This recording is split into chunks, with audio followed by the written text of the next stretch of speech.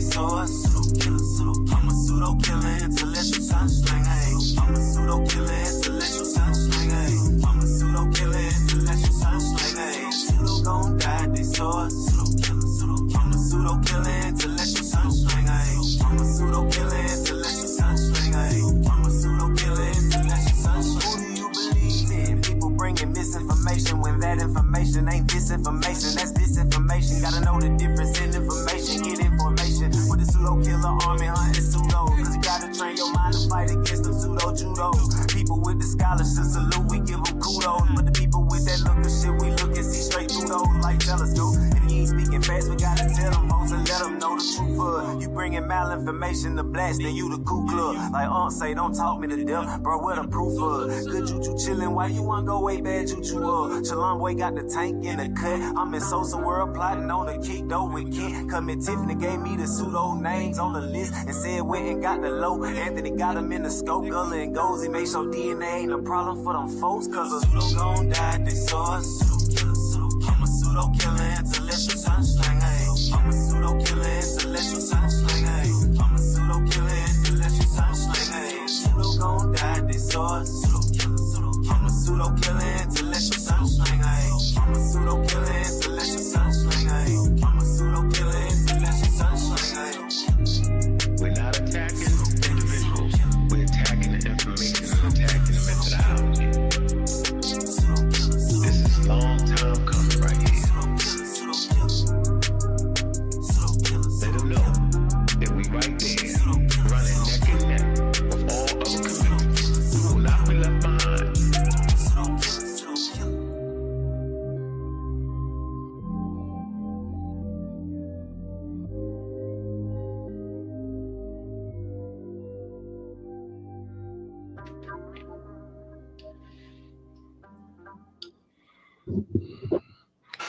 Black African power. What's good? What's happening? A well-organized lie defeats a disorganized truth every time. Woo-hoo-wee, man. Y'all already know what it is, man. It's God Killer in the house. And I come to do what I got to do, and we're going to do what I got to do. I'm standing tall. I'm standing strong. Hey, Bobby banging this bitch. What's good, family, man? Y'all already know what it is, man. Trying to get this screen fixed. This is crazy at this point. Ludicrous. At all daggone levels. I don't know what's going on with it, man. It's been acting real crazy lately. I don't know why it's doing that.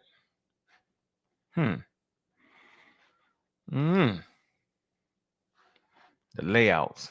That's what it is. It's got to be the layouts. The layouts is acting crazy right now. Let me see. See if I can just get the regular layouts. So what I want to get is the regular layouts. Let me see if I can get that working right. But what's up with y'all, family, man? Look. Got a good one tonight. I presume we do. Real good. There's got to be something to do with this. Or this. Or this. Nah. Let me move that. I don't know. Let me see who in there, man.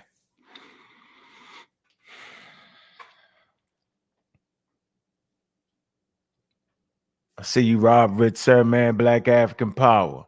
Keenan Wright, Black African Power. Rock City, New York, Black African Power. Infinite Minds, Black African Power. Timmy Turner, Black African Power. Objective Perspective, Black African Power, man. Pseudo Killer official in the building. Official in the building. The Miss Tiffany. What in the hell is wrong with this screen? I feel like a mini man. Extra little small, tiny. What in the world is going around? Man. Can't figure it out. Is it on that? Is it on that? I don't know. I'm gonna keep tweaking it. I don't know. Shit. Got me looking like a little dude. Is that it? Did I just fix that? I'm getting old, man. Jabari, you, what's up? Kenan Wright, what it do? What it do, man? We ain't rocking with we can't rock with 19 people. That's not gonna happen. We'll just turn it off and go to bed. Man, send off the notifications, man. I know you don't see anything. Ben Eaton is in the building. Ben Eaton is in the building. Ben Eaton is in the building. And he has the green glow. Man, like and subscribe to the channel, man. Become a member of the channel. We're producing content right now that only members only section. Members only section. Members only section. Members only. Yeah, that's how we doing it. Yep. In the game. All right, we got you. Man, hit the link. This is a great discussion. Right? Great discussion. And boy, this is gonna be a good discussion. I know I had to get it fixed. I ain't gonna tell y'all the stupidity that I had. I knew I had the screen thing on, but it was something crazy. I see what I had it. It's crazy. Man, what's good, family, man? It was a good day today. I taught an online lecture. Okay, African origin, prehistoric origin of STEM. Great. Kids loved it. I don't even want to say kids, young adults, right? Young adults loved it. They loved it. And it was a good one. And it's good to talk to college students in their first and second years. Good. To see that everybody on the planet ain't ignorant. Sometimes it's just the people you hang around. I had to remember that. Like, who the hell you hanging around? It's few people, few pseudo killers, man. They all solid. Everybody in the service super solid, except for Sunchild. He's a pseudo, right? For the most part, everybody is super solid, man. We can converse with conversations, yo. When you get in other spaces, man, there's a super duper pseudo enabler, and that's Arnetta. He's a super duper pseudo enabler. And don't get it wrong. He give you a chance to get your thing off, but he enables pseudos to be pseudo. That's the worst thing you want to ever do, is to allow a pseudo to be pseudo in the midst of trying to talk science and scientific innovation. But we ain't mad at Arnetta because he does what he does. He opens up that microphone for everybody. Right now, he got a flaming pseudo on there. I can't even think of his name. The somebody overthrowing biology, overthrowing everything. That's what they do. They overthrow modern biology. They overthrow Egyptology. That's what they do. They overthrow us. So we're getting their emails, we're getting their addresses, and we're sending them the Nobel Prize in science and biology, Nobel Prize and literature. We're going to make sure they get that. We're going to get it right out to you. Since they playing, we can all play. Yes, indeedy. What's going on, Sosa? Super pseudo killer official. What's good? Yeah, man. I'm going to drop that link early when we get up there. We ain't there yet. Because what I see is there's a statement. Infinite Minds. It says, you and Sean people being talked about on TikTok. OHF channel the other day as being official with bringing great info. Well, thanks, man. Appreciate that. Because we definitely bringing some real info. Gullah, I see you. And it's a fight, man. I wish I could find this thing because I changed computers, man. It's a thing. It's Neil deGrasse thing, man. And I don't even got it. I don't know if it's look on my phone, man. I need to look for that, man. I see a couple phone calls. Let me see. Got my new book ready to come out, hardcover.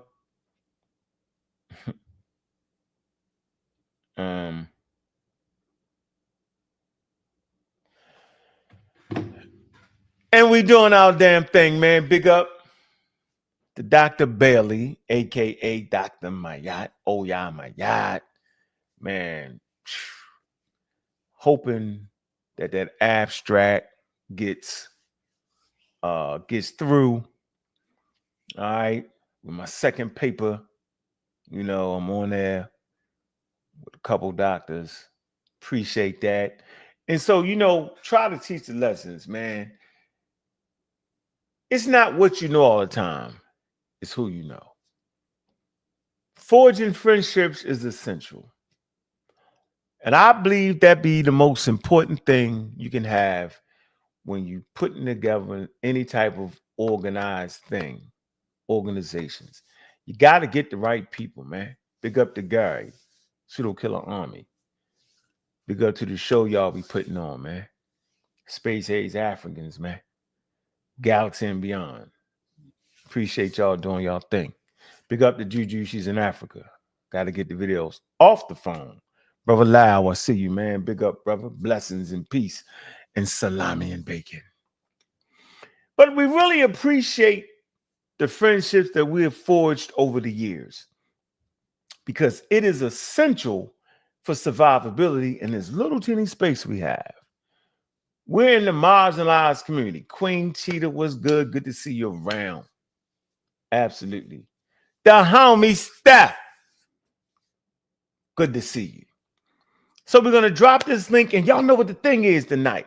Did our ancestors separate science from their spirituality? I'm going to make them pay for their ignorance. How about that? Because we say it all the time, and we say it in the African American community, in the conscious community, and we say it with pride now, chest out. Man.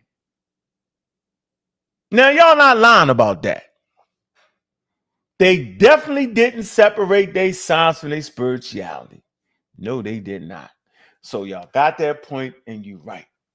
And just because they did not separate their science and their spirituality doesn't mean that spirituality is filthy or spirituality is bad or religion and spirituality is wrong. It just does not mean that at all. So I'm not the one to say that. Nope. But I'm going to tell you what I'm going to say. Because they stick their chests out. So, of course, I was on something that and they was in the middle of sticking their chests out. I asked all of them. Minister Stinky Inky gets on the phone. Yeah, the ancestors, they never separated their science and their spirituality. Of course they didn't. Got 36 people in the building. Wait till we get to the 40 so we can answer the question. And I want a healthy discussion, so I'm going to drop the link. Only come on if you're intelligent and can think past your damn nose. Don't come up here. Nonsense. Fontaine was good.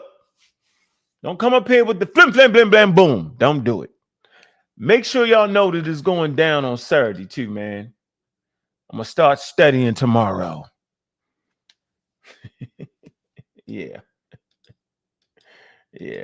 So here you go. Was pangenesis the scientific portion of Charles Darwin theory of evolution? Did Darwin produce a scientific theory? The most craziest debate topic known to mankind. Only a pseudo would take such a topic. There has to be extreme ignorance of the subject matter to even agree to that. I was just playing when I said, yeah, that's it. Debate that. I was joking. Had no idea he was going to fall for that one. It's no way out of this one. My job is going to be to transmit science. What I've learned is people just don't understand how science works. And I know why. Because science is counterintuitive. That's why. It's counter to your intuition, no matter what you think. It's counter to how you feel, no matter how you feel. It's counterintuitive. It defies your senses. Your five senses. I always mess this up. You see, you touch, you smell, you're hearing, and what else is it? Is it breathing? That seems like important to me. Your five senses evolved so that you, in particular, Homo sapiens sapien, could survive in their immediate environment. As far as you can see, as far as you can smell, what you can touch, what you can hear, and what you can taste. That are your five senses. And they're great for that. Boy, that apple tastes good. Might be a little bitter, might be a little poison. Might not need to eat that. I see that bright color. Maybe I shouldn't eat that frog. No, I feel that things bit me. Let me run. I can feel it. Well, I see this animal coming over the horizon. I can see him. Let me get the hell up out of here. I hear him. Let me run. Let me climb up a damn tree or something. Let me move fast. It's nighttime. My sensory is going off. I can feel it coming. It's trying to get me. All of that. Because you evolved in the environment in Earth's atmosphere. You did not evolve to understand math or logic. No, you did not. That's why most people say, I ain't good at math. Math is logic. Yeah, they say it with conviction. I can read, but I'm not good at math. Because we wasn't evolved to be good at math or logic. This is the crust of the conversation today. That's why they can't get it. Yes, there's certain social pressures, right? That you might not want to howl out on your workplace. I'm an atheist, yeah, but you know, you ain't supposed to be howling out if you're a Christian or Muslim or whatever. You know, that ain't part of the workspace. There's a reason, because people fight and debate over that. It's not the place. In school, they separate church from state. Everybody's supposed to get a fair shot at it. Amongst your family, right? You may feel injustice because you might be on the outskirts. That's social pressure. But these days, hell, everything's on the internet, and people stick their chests out when they're kicking the pseudoisms as if the Christians are stupid and crazy. Got all kind of God, the God of the heaven, the most high. You know, we all start the most high. That's when you're getting slick. When you start how much the most high, you're getting slick, slicker than Rick. Yeah. And so that social pressure ain't that much pressure no more, because niggas be saying anything. Family looking at you like you crazy. You don't. I ain't take no vaccine. I'm gonna take the grassroots chicken bark. It's them five senses that even the atheists can't get around. You could be an atheist and be coming home from work and it's extra dark around your house, and you get out that damn car, spooked out. I hear it. Yeah. Oh shit. Be a water bug running by you. Oh, ho, ho. Right. You can not believe in God and still be frightened by a little crackle in the trees. Mm-hmm. So you're never, ever defeating them five senses. And until humans was able to create tools that would help you get around your five senses, you wasn't getting where you thought you was getting. You just was surviving just good enough. And that brings us to the answer of the question, to the completion of what we talking about. We talked about the statement of our ancestors didn't separate science from their spirituality. And they said with conviction. The answer to the question is, not only did your ancestors, if you African Americans coming from the continent of Africa, separate their science from spirituality, the continent of Europe, It's not a continent. The continent of Asia, the continent of the Americas, Australia, none of them separated their spirituality from their science. That's the answer right there. So when you stick your chest out as if it was something special, well, you know our ancestors never separated their spirit. They all said it. As if their ancestors was the only ones that didn't separate it. See, that's not the truth.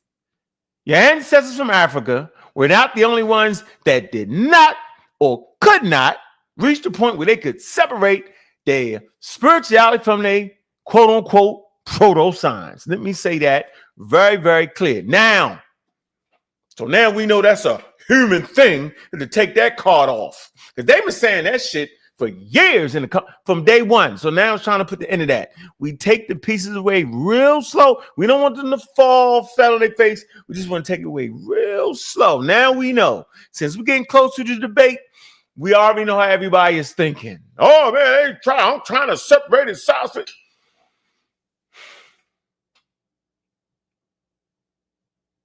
Nobody did. And when it occurred, it was a great leap for humanity. Now, not just in Africa, but everywhere.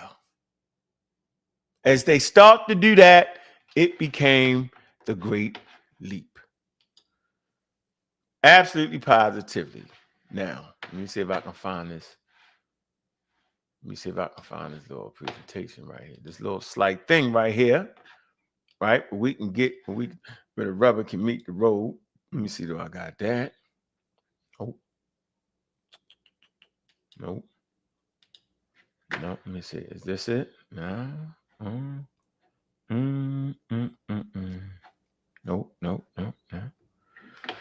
No.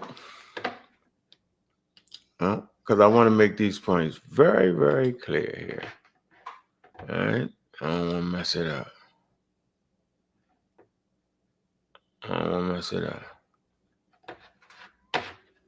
No, that ain't gonna work. That already messed it up. So let me do this.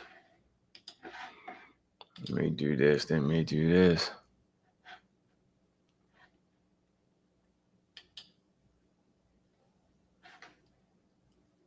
don't want to do that. Hold on.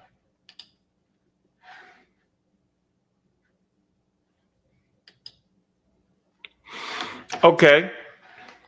So just gonna make a few points and I'm gonna open it up for you. I just very simply want to talk about the separation of science from religion, magic, and spirituality, and how methodological naturalism drove human progress. Simple as that. I'm gonna say this again.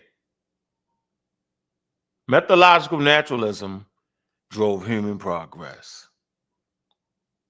When humans had reached a point where they could separate their spirituality from their proto-science, this is when it became actual science.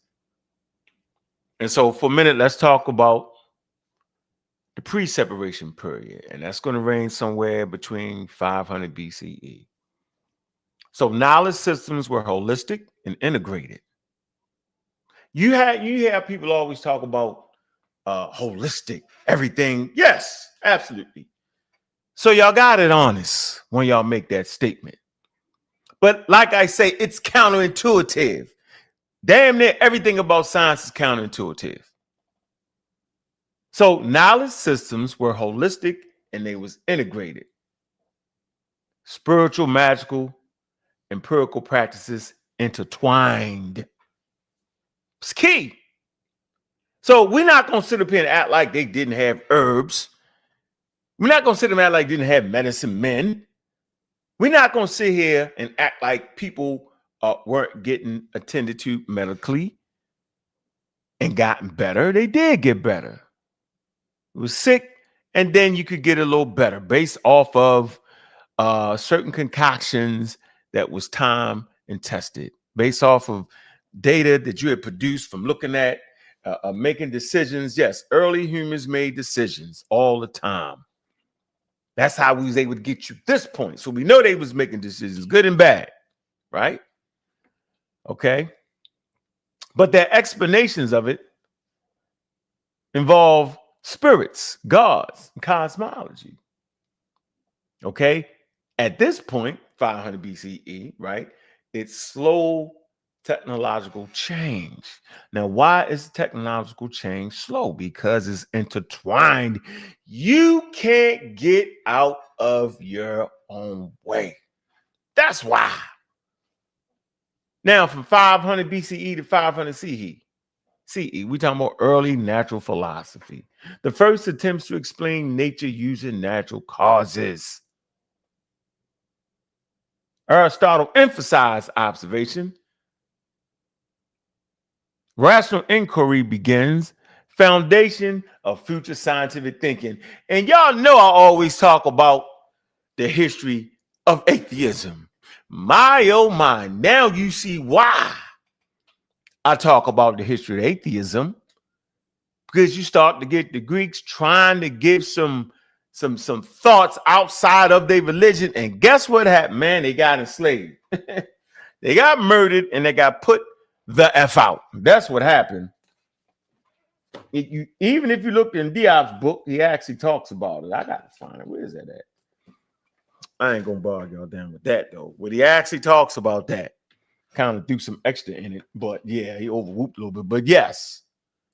Okay, so rational inquiry is starting to lay the foundation for future scientific thought. So watch this. I always talked about this. The Islamic golden age between the 8th and 14th century. Preservation and expansion of Greek knowledge. Ibn al-Ham and al-Razi advanced experimentation. Science and theology still overlap, but became structured. Now, significant advances in medicine, optics, and mathematics. This is during the golden age. You know, like at the House of Wisdom, they was pushing it. All right. They was really starting to get there. Not quite, but they getting there. All right. Because what? Things start to be structured, but you still had that overlap. All right. But they started to get structured. And remember, we talked about structure is important. That's why when we form an organization group, it's about that structure. And people will fight against that damn structure. Swear they will. Fight, get mad, leave the groups. I swear, oh man, they putting in too many rules. Right. We trying to get structure, man. It's gonna be some things you're not gonna agree with. But for the health and well-being of the group, we need some damn structure. Everybody can't be every man for itself. That's the Stone Age shit. Now, scientific revolution. 16th, 18th century. Clear separation between science and religion and magic. Now you start to see that clear breakaway, but it comes in steps. Okay? Copernicus, Galileo, Bacon, Newton, formalized method. All right? Empiricism and methodological naturalism established. Institutions promote science as a distinct field. Right? So you can follow the yellow brick road. You can follow the innovation. You can follow how humans started to separate and how they got to that damn point. We're going to take our time because we're almost there, and I'm going to open up the lines. The industrial and technological expansion, 19th, 20th century. Scientific method applied to technology and medicine. Germ theory, industrial medicines, modern physics, rapid technological acceleration, global scientific collaboration. See how it's working? See? Modern era, 21st century. Science fully institutionalized, global. Peer review, evidence-based knowledge, technology, integration. All right?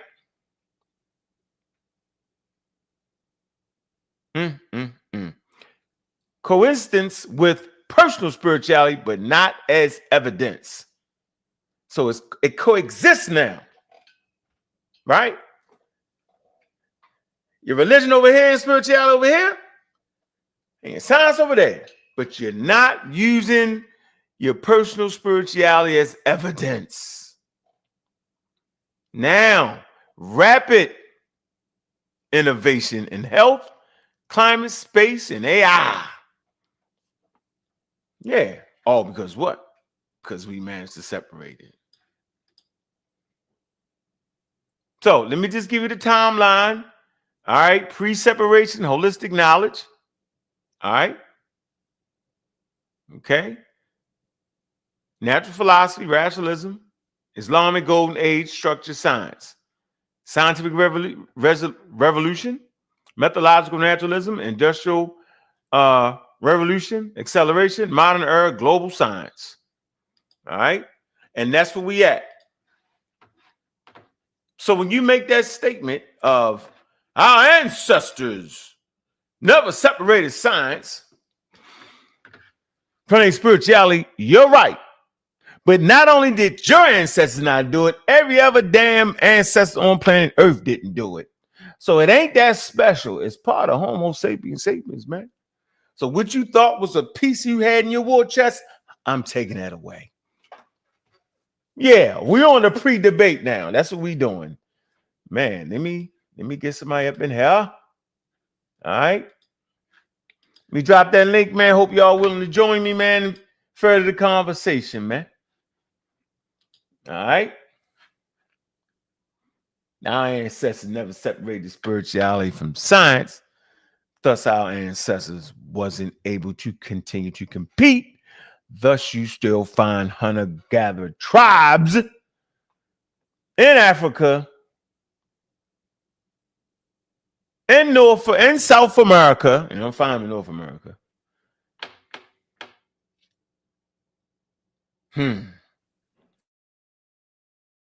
Mighty funny. Those Stone Age cultures still exist. They on their way out. It's going to be a time when they're not. There's a place in Africa where they threw the daggone indigenous Africans out the daggone park.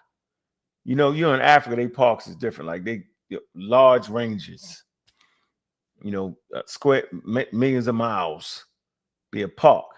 And so they wanted these gorillas. With the food source that the humans was eating was killing the gorillas. Gorillas couldn't eat or something like that. So they opted to keep the gorillas. It was like, nah, y'all can knock off all the Stone Age shit. You run around hunting the gorillas, you're done.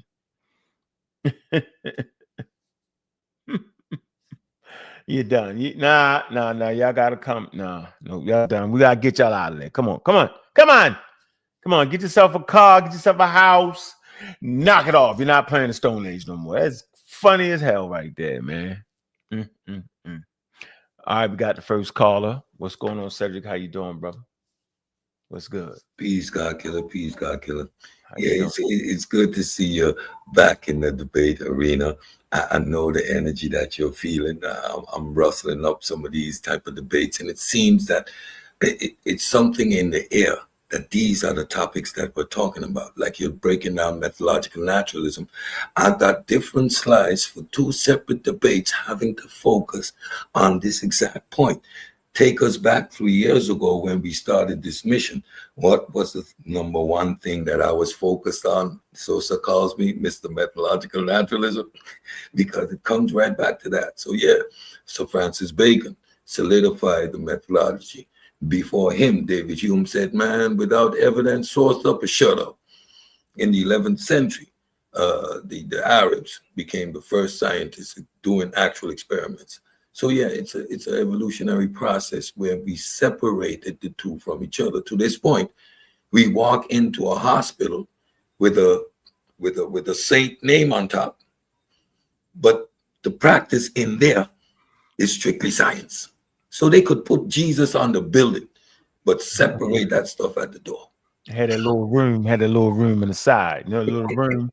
You can go. Yeah, the chapel when you go in. Yeah, you got it right over there, not near the operating room. We don't want no germs in there. We're gonna put it right there. Got a little next to the kiosk. Yeah, next to the kiosk. What's up, bro?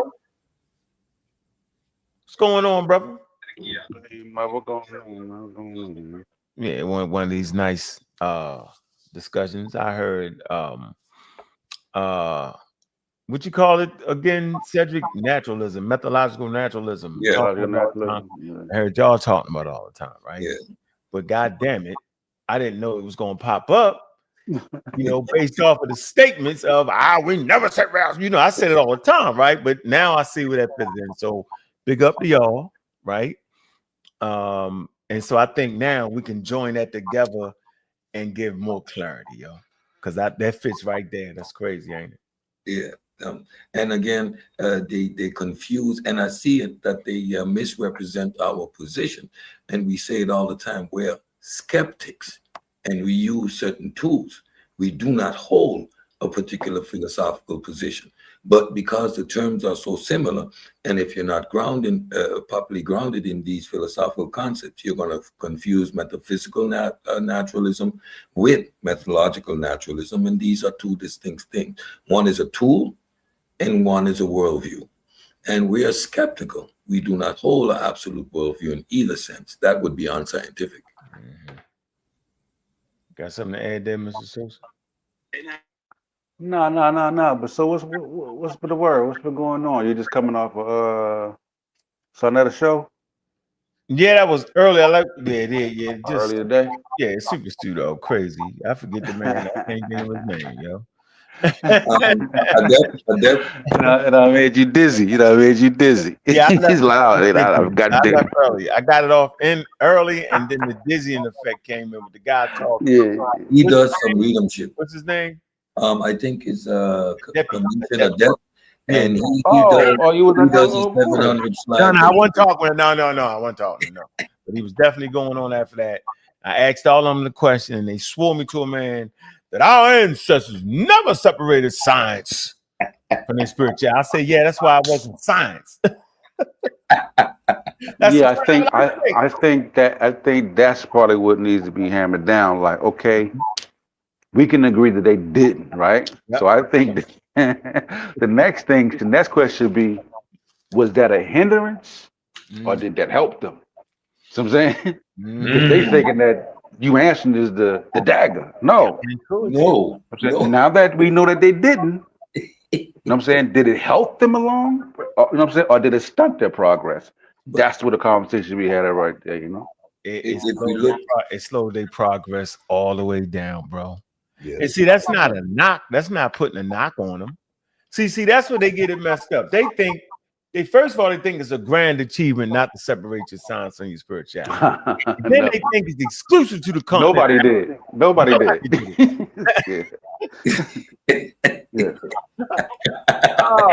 What's going on, Chris? Peace, Chris, MVP. What's good? Hey, just having a real healthy conversation on a subject we've heard permeate through the community for years. We never separate our science from spirituality. They think they throwing a shot. Crazy. The spooky stuff. The spook. How is it even possible? That split was how you gonna cut Chris off? He ain't talking. Jesus Christ, Cedric. You can't agree. Hurry up. We'll get you next. I mean, it's kind of broad, and it's kind of broad what you're saying. You're saying our ancestors never separated spirituality from science. They didn't. I would say that they didn't. They didn't. Now, it was one and the same. Yeah, and now is that a healthy thing? Is it healthy for them? It was healthy. It was just part of their. It was just part of their society. Okay. I can. What group did separate? Right. I mean, science had me. But that's it goes to the old adage. We try to start talking about evolution. We got to get into now. Phone messed up. Okay, I can't hear. I'm sorry. We got to start getting into evolution, the science of evolution. When did we start to separate science from spirituality? You understand what I'm saying? Mm-hmm. It goes into that conversation now. So then you got to go start. Oh, we've been there. Yeah, you got to get into your anthropology now. That's when you got to start getting into some anthropology. You understand what I'm saying? Mm-hmm. Shout out to Reggie. Reggie is in the bill. Reggie, I gotta say, you were right. Hey y'all, Reggie was right. Christianity comes from the Greeks. It does not come from the Egyptians. It comes from the Greeks. Yes, it does. Scientific literacy. You got to understand that. You got to Okay, understand it what's comes being from the Greeks, said. though. Yeah. I don't know. Ho. Don't shift it yet. We ain't Yeah, gonna we shift get to it. we'll do that. We'll do that a little later. Y'all got me hyped. Y'all got me hyped. Don't shift it. No. I want to get right. Let's stay We focused. want to put a pin on that because It's gonna lead into language that. is key. Language is key. Yep. All right, and language is culture. We can all agree to that. That should be a little tidbit to add to the Christian piece. Back to you, Cedric. So you had a debate, and you, Social, we fought. The reason why we fought, yo. Now you see the reason why we fought. We fought over astronomy and astrology not being separate. See, because if you was right, Cedric, in your initial points, if you was right, then this conversation right here was null and void. This conversation wouldn't have made no sense, right? But the fact that we were saying that they didn't know the difference proved that they never separated their science or their proto-science, right, from their spirituality. The Babylonians didn't achieve that, right? The Egyptians only had astronomy, proto-astronomy. The Greeks come in, right? Didn't temper the Dura and mix it in there, right? But to that point, they couldn't separate it yet. And that was always our point, though, Cedric. That was the point. That wasn't the argument. So, man, yes, if the goalpost was moved to that point to win some argument, that's okay, because I never made that argument.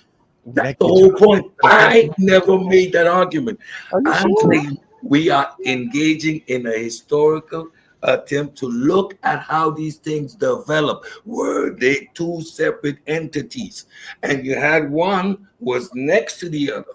They were practiced independently because logically one comes before the other. You need to have observation before you attribute agency. That's a simple logical statement. I never made nothing else. And moving the goalposts to muddy the waters, claiming I said something I didn't, was never the case. I'm Mag Sosa. Sosa, is he saying that right? Yeah, but what I'm saying is that the observation. Hold on, Cedric, go ahead, Sosa. Yeah, and I'm saying that yes, you're correct. One comes before the other. I mean anything, because when I'm speaking, the comes like in the beginning of my sentence. But the complete sentence is like, yeah, they observed it. Soon they observed, they put the spiritual shit on it. It all goes into it. They assign the shit to go with it. They're like step by step. This is, we, you know what I'm saying? They got calculation for that. What did that mean? That means this. You know what I'm saying? This is a bad omen. That's what we were saying. Like there was never a time in the beginning where one stood on his own by itself. Yeah. That's what I was saying. Yeah, if we look at the chronology. No, just say yeah, yo. That way you can stay where you at. Your point is taken, Cedric. That you're saying that it came first. I'm saying the motherfuckers came right together, damn near. And I'm saying they ain't know it. That's the even more the better point I'm trying to make. They ain't know. That's all I'm like you saying at a certain time that they had pure astronomy. No, I'm saying that they were observing the heavens. Once they understood that, then they attribute meaning to it. Then they attribute agency to it. Right. So there was never a time, right. And before they could attribute agency to something, they needed to observe it. They needed to model it. Of course. I got to see an animal before I name it. I got to see the line. Of course, Cedric. I can't call something a line. And if we look at the chronology, there are hundreds of years before understanding the observation and applying agency to it. And that's what the data said. I never said they were engaging in science, but these are the proto steps. Observation. They were separate. Then if that's true, Cedric, to one goal, but they were separate. Listen, if that's true, then I mean, for centuries, astronomy stood on its own with no agency attached to it, based on what you just said. Yeah. Were they using the word astronomy? Were they engaging in astronomy? They were observing the heavens. And once they understood that, then they attribute agency. Go through the chronology. Don't argue with me. The chronology. I'm not arguing with you. I'm just trying to get to your point was that, because I asked you before, did it ever stood its own? You say no. But when you just explained it, you said that it actually stood by itself centuries before they added agency. So maybe it's my precision with terminology. Deification, that star is a god. It's not that star is a god. I'm not talking about that. It's there. It's gonna hurt your feelings. So with respect to the arguments we were having, there is a chronological sequence. So if you use the word astrology, then we're talking about a late development. If you say deification, that's an early development, and they're two distinct disciplines. I'll just move on forward. I don't want to rehash it. We'll just get to that another time. We don't want to. I don't want to get deep. I don't want to go deep. I don't want to get too deep in there. You gotta get out there. Yeah, get too deep on it, yo. I think it's a good conversation ahead. So I think we all agree that they didn't separate that though. So we can stand on that. Whether the straw man built to beat you up. Beat me up? I retired, Bill. I retired the title. Arguments created after debate are irrelevant. Because that would be like the people that not apply it. They would just they're just using pure.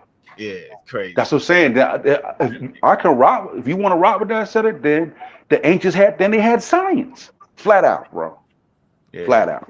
Yep. That's what it was. That's what it is. If you create that dichotomy, then that's okay. That's not what the data says.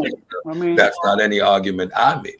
So go right ahead. But no one heard me. That's my argument anyway. My argument is that I think that proto-sciences are applying proto-sciences in the separation is Eurocentrism. That was my argument from the beginning. Yeah. Well, so when you're engaging in a scientific observation, when we're looking, you mean Eurocentric? So you mean it's Eurocentric? When you start talking about how they apply their sciences, you said Eurocentrism. You mean Eurocentric? No, Eurocentric. I'm saying I said the fact that they make. I said Eurocentric. Yeah, that's that would be considered Eurocentric. When we start adopting those type of things, but I would disagree. No, I didn't say no. I want to talk about us adopting them things. I'm talking about the fact that scholarships makes a differentiation between proto and modern. It's Eurocentrism, like trying to not acknowledge ancient. That was my argument. Okay. We was arguing the discourse. No, I mean either way it went. I agree. We're using words like astrology and astronomy. So, but I would say, like, if you look at societies, in antiquity, that's why I was trying to get into it before Reggie came up here. But if you look at it, societies were broken down between peasants, farmers, masonry, then the priests. You know what I'm saying? So I was wondering, did the stone builders or brick builders, did they apply agency to what they were building, or was it the priests who came and consecrated it and applied agency to it? Because I would say both things can exist at the same time, but if we're going to be correct, we should be looking into some anthropology and start providing them sources up here before we start making these statements and these definite answers, because society was broken down into classes. So, you threw me off with peasants. Yeah, you threw me off. Well, excuse me. Farmers, the farming class.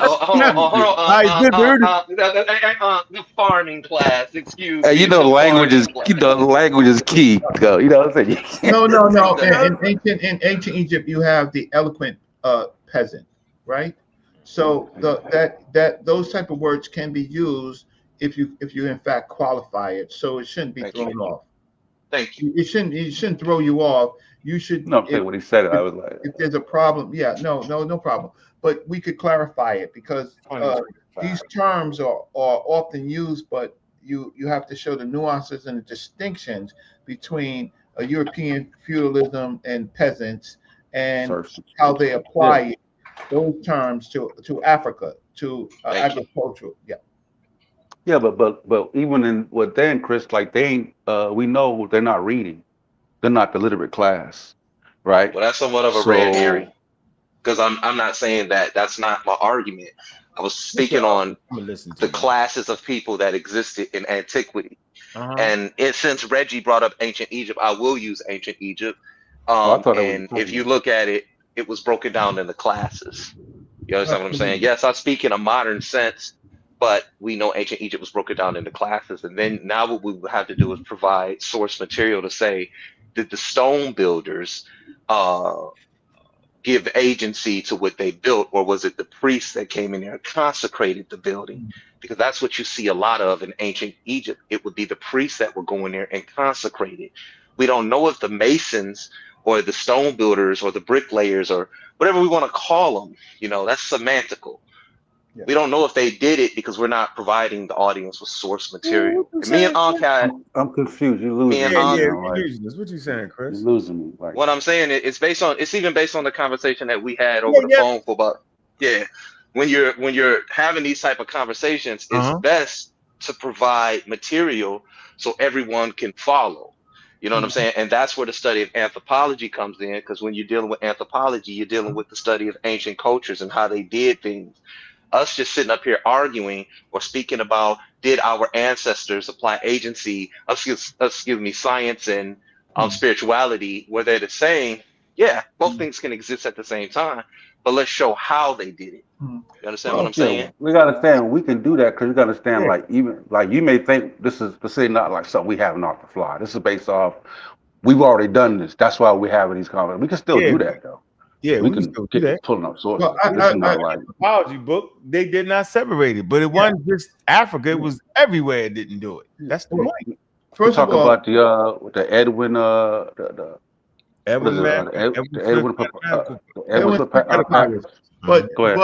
So what I want to say is that, okay, please don't fall into the trap, right? Hold on, stop.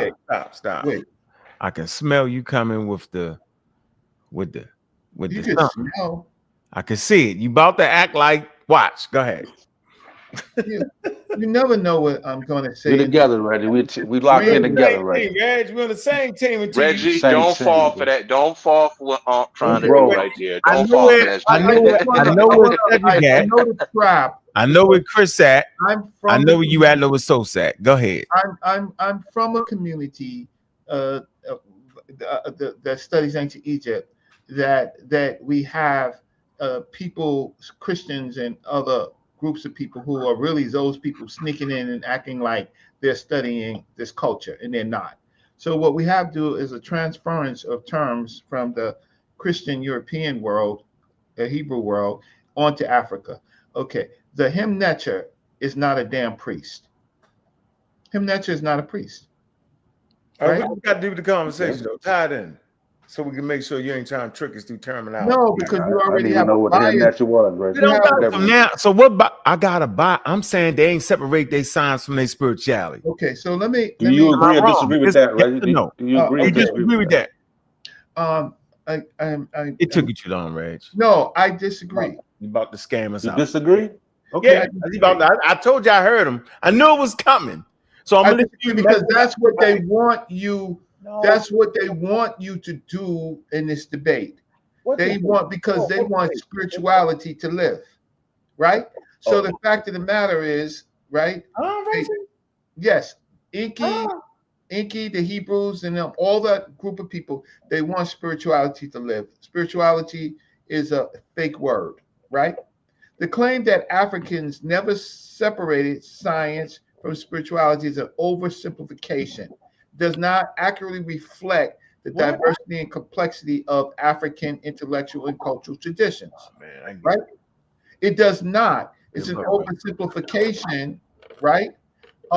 So there are better words like epistemology, axiology. Yes, epistemology. Right. There are better words to use that talk about African culture. Now, I hate talking to don't do it, Reg. People, right? Not you, not the pseudo killers. I'm the people. I hate talking to this audience that they think I'm from, right? Where you could just use words, but I could tell you have they have 11th grade reading level, right? Because they don't know any other words. I hate talking to people who never studied Africa. I'm talking about those people, not you. Never been to Africa, never was taught academically about Africa, and it's easy for them to take their Christian bullshit. That's right? not Christian. That's not a Christian idea right there, Reggie. Spirituality is a Christian idea, sir. No, come on, Reg. I mean, we're speaking English, Reggie, so we got to engage in some type of spirituality.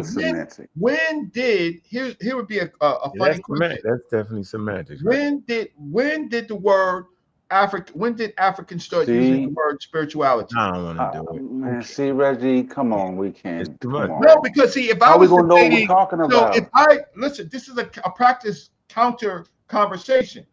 When the hell did Africans start using the word spirituality? It's not even a word. When it was Christian, when it was Christianized, that's when they started using the stupid damn word. How can we have a conversation now, Reggie? Like we just trying to talk about it, bro. Like, yeah, we trying to talk about. I'm talking about. We gotta learn indigenous language. Because I'm trying to learn. No. Because see, when you understand that these terms are put onto Africa, right? We get and it. African people and people who study it, so they can go for the okie doke. I would rather use epistemology. What would you use instead of spirituality? What would you use? I just told you. Epistemology. Look, integrated epistemologies, that's what the anthropologists described this as. That's correct. Okay, bro. All right. Damn, it's a branch. It's so branch. I would answer the question no. I would say is spirituality and science, right? Is it separate, right? Or you Africans did not separate? I would say that you're using the wrong word. You're stupid. Epistemology is the branch, not you. I'm not calling anybody here stupid.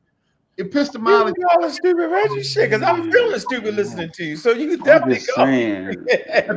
Epistemology is the branch of philosophy concerning nature, origin, scope, and limits of human knowledge. Right? Did the Africans in the time periods we talked about, did they practice modern science? God damn. Shit. No, they did not practice modern science. They practiced epistemology. Well, I wouldn't go that far. I would say that they did make a distinction between their observation and interpretation. That's human nature. You need to be able to separate the two. The observing of a phenomena and your interpretation of that phenomena makes it spiritual. Now, in modern sense, the interpretation that we give it is purely based on methodological naturalism and natural explanation. Ancients would observe the wind rustling the trees, but attribute that to some spiritual form, animism. Well, so their interpretation of the data was usually one of a spiritual nature. Okay. But observation and interpretation were two. Now we ain't gonna be able to talk, Reggie. I told you what the word should be, right? It's like when you like the word Egypt, when you get mad, when you say the word Egypt and make a whole wow. That's wild, Reggie. I'm not wild. That's what. No, Reggie, that's wild. Listen, no. Observation is natural. Epistemology. I'm saying that's wild right there. Why is it wild? Because we know what the hell we talking about when we say Egypt. We don't need all that. We got it, bro. No, that's not Reggie. Stop, Reggie. You're oversimplifying. No, Reggie. Nobody does. You can't bring that. You really can't bring nothing that you said right now into academia. And this is an academic. No, we're trying to be academic. That's not true. But how come all the academic experts said the word Egypt and didn't explain why they use it? I'm not talking about Egypt. I'm talking. That's what I just said. And I'm saying that nobody was separating the two. That does not mean that they didn't have empirical evidence on things. It don't mean that, Reggie, at all. You think it mean that? It doesn't mean that. What it means is they still attribute spookism to it. Yes. That's all it means, Reg, and that's okay. That's what we're trying to say. Like, we're just trying to have a conversation. Oh, my goodness, bro. Oh, my goodness. I would say that epistemology tells you need a scientific method, bro. Yes. They didn't have the scientific method, yo. But the goddamn Europeans, didn't have the scientific method until late. No, they got it's it not. after the Arabs. Of Reggie. course. Did you hear my presentation earlier? Of course. Of course they did. Of So course what they I'm did saying, what? the steps that I said, I read, I talked about, I gave a timeline. Yeah. Yeah. Right. So Right. so you agree with me? So prior I agree to with that statement there. They got it out of the golden age. Good. Right. Right. You House of agree with wisdom. us. You Reggie, agree with us, prior, right? prior to We've been saying established philosophical grounds, words like epistemology cannot be interjected. That's anachronistic. What is natural to humans is observations. Spirituality is anachronistic. No, we not. Don't see y'all make me not even want Y'all to just trying to, y'all just make it hard to have a conversation know like we what I'm know what the hell we talking about. Because I was hoping that you could. I was hoping in it. Oh shit. I was No, hoping. we're just trying to see if you agree. No, I'm not needing anybody to agree with me because I clearly understand it's actually development. Huh? Just your show. I'm listening. No, I'm just saying this is developmental stages to get there. So it ain't got nothing to do with white, black, and green. We're not talking about that, but go ahead. What I said it. I said my point. Well, could I try to clear this thing up a little bit, Reggie? If it's okay? You kind of on Reggie's side. You gonna mess it up. You got a toe over there on Reggie's side. No. I get what he's saying. Like when you're talking about epistemology, he's correct on that. What I'm saying is, like, when we talk about ancients, right? And I don't have that deep of a bag when it comes to Egypt as maybe Reggie, right? I got a bag. But when we're looking at let's look at something like the rising of the Nile. Okay. The priests would attribute that to what? Their god, Amen or Ra, right? Uh-huh. Okay, but you would also have but it's really just an agricultural season. You know what I'm saying? But it's the priests who are attributing that rising of the Nile that's going to feed them for that season. It's really the priests giving the rising and declining of the Nile agency. Again, you see what I'm saying? I wouldn't use the word priest. See, man, see, you just like, we just having a conversation. No, I get what he's saying. I get what he's saying. I was talking to Chris. Why is saying it? Why is saying it? Why is saying it? Because they're not priests. Because he wants to give it a cultural context. That's what he's saying. Not on this. We're trying to have a regular conversation right now. Right, we don't need no cultural context.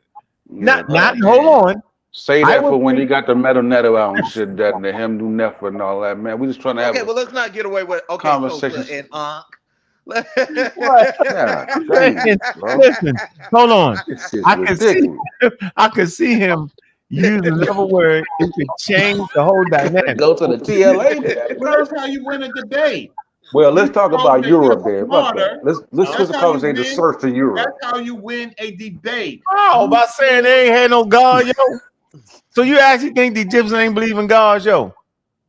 No, I'm saying scientifically, I believe that they were both correlated. But if we get into the anthropology of it, we want to know how they sat up there. You and said what? Who gave it divine agency? It just wasn't the people, because everybody in these classes weren't reading or educated like that. They were even wilder. Yo, if you weren't educated, you was even wilder. You know, like the uneducated amongst us is wilder. Wow, man. That's the funny thing. No, see, here's the funny thing. I think Dr. Richetti, Goon 1 and Goon 2. Dr. Richetti, who's a PhD. Epistemology. What the fuck is that? Is that a pistol? They think you pull out a pistol on me. Yeah, because the last time, Reggie, I will from now on refer all my historical conversation to Europe, nigga. We ain't gonna do no. We gonna do away with this TLA, goddamn, this him Neff and all that. I'm sticking right in Europe. Right. Oh my God. You got a PhD from the Oriental Institute of Chicago, right? Who was one of the first African woman PhDs. Right, you know what she addresses the issue. She addresses the netchers. Right, maybe PhD in Egyptology, but no one else. She's the first African American one PhD. I bet money on that off the rip. I'm not even finna look it up. Yeah, she wasn't. You got me. You got me, Reggie. No, I bet money right now. If you got me, you got me. Yeah, you know him. You overwhooped that, yo. I didn't overwhoop it. We only have several Egyptological PhDs, and we have Egyptology. Dr. Ashby is a PhD in Egyptology, right? Dr. Richetti is a PhD in ancient Egyptian writing and linguistics, right? And so how she talks about the nature, right? She talks about the nature as principles, right? Why y'all always trying? So now he just didn't have religion. Just say it. I didn't say that. They did just have. Say they didn't believe in God. They had a culture. Let me hear you say all the stuff we heard. But there's so when you're looking at the Nile meter, right? When you're looking at that, when they're doing observations on what is happening with the Nile, and they was able to do that, and they was able to bring empirical evidence. I'm not saying they didn't. See, hear me out. I said that. Keep going, because they did that. I will always agree with you when you're right. I just say for this debate, right? Debate? But that idiot ain't no damn debate, Reggie. You need two sides to debate. There's only one side. Well, aren't you selling tickets? There are people that's listening to you. Okay, all right. Well, I'm just saying, I know what the debate is, though. But I know I'm gonna walk up in there and pseudorize the life and get the Nobel Prize of science because he overturned biology. They're not. You're correct about that. But remember, what they got to do with Richetti, Almond, and the word nature? Well, you got cut me off. It's just that what you want to do is you want to study just using their text to see, in fact, what if they were talking specifically about a God, or were they talking about principles? What we do is we dumb down African culture. We dumb down it because we're conditioned to think in terms of gods. So it says it sounds like a god, so we're going to use it. Really? Yeah, really. You got to answer some straight questions now, Reggie. I'm not going to beat around the bush. Yes or no? Did people on the continent of Africa believe in gods? And give it any definition you want. Anything outside of the natural world is what I'm talking about, bro. They made these concepts anthropomorphic. When they become anthropomorphic, when they have hands and legs, you can have nature gods. Have hands and legs, right? A Christian mind would call them Christian Hebrew would call them Muslim, and even the groups the Canaanite groups, the Ugaritic groups, they would call them gods. In school, right, we get Near Eastern culture, so we think like that. But that does not necessarily mean entirely they were gods. They were anthropomorphic principles. You mean like the Greeks? The Greeks had natural gods. They lived on Mount Olympus. Okay, so yes, but they still attributed supernatural things to it. Okay, so then agency to it. Then you're correct. Then what happens is not only do they anthropomorphic, they make them anthropomorphic. They also build mythology around it. Right? They build mythology around it. When we study these cultures, right? What we unfortunately don't do, right, on many times is try to figure out what these people actually meant when they said Ma'at. Now, most of the time when they're talking about, for example, Ma'at, they're not talking about a woman with a feather on her head. That's the personification of it. What they're talking about is balance between chaos and. But Reggie, that's not my point. With all that, yes, I'm just simply saying that if we can track when human beings bring forth symbolic thinking, yo, right, this is in Africa, yo. All right, right, symbolic thinking. Right.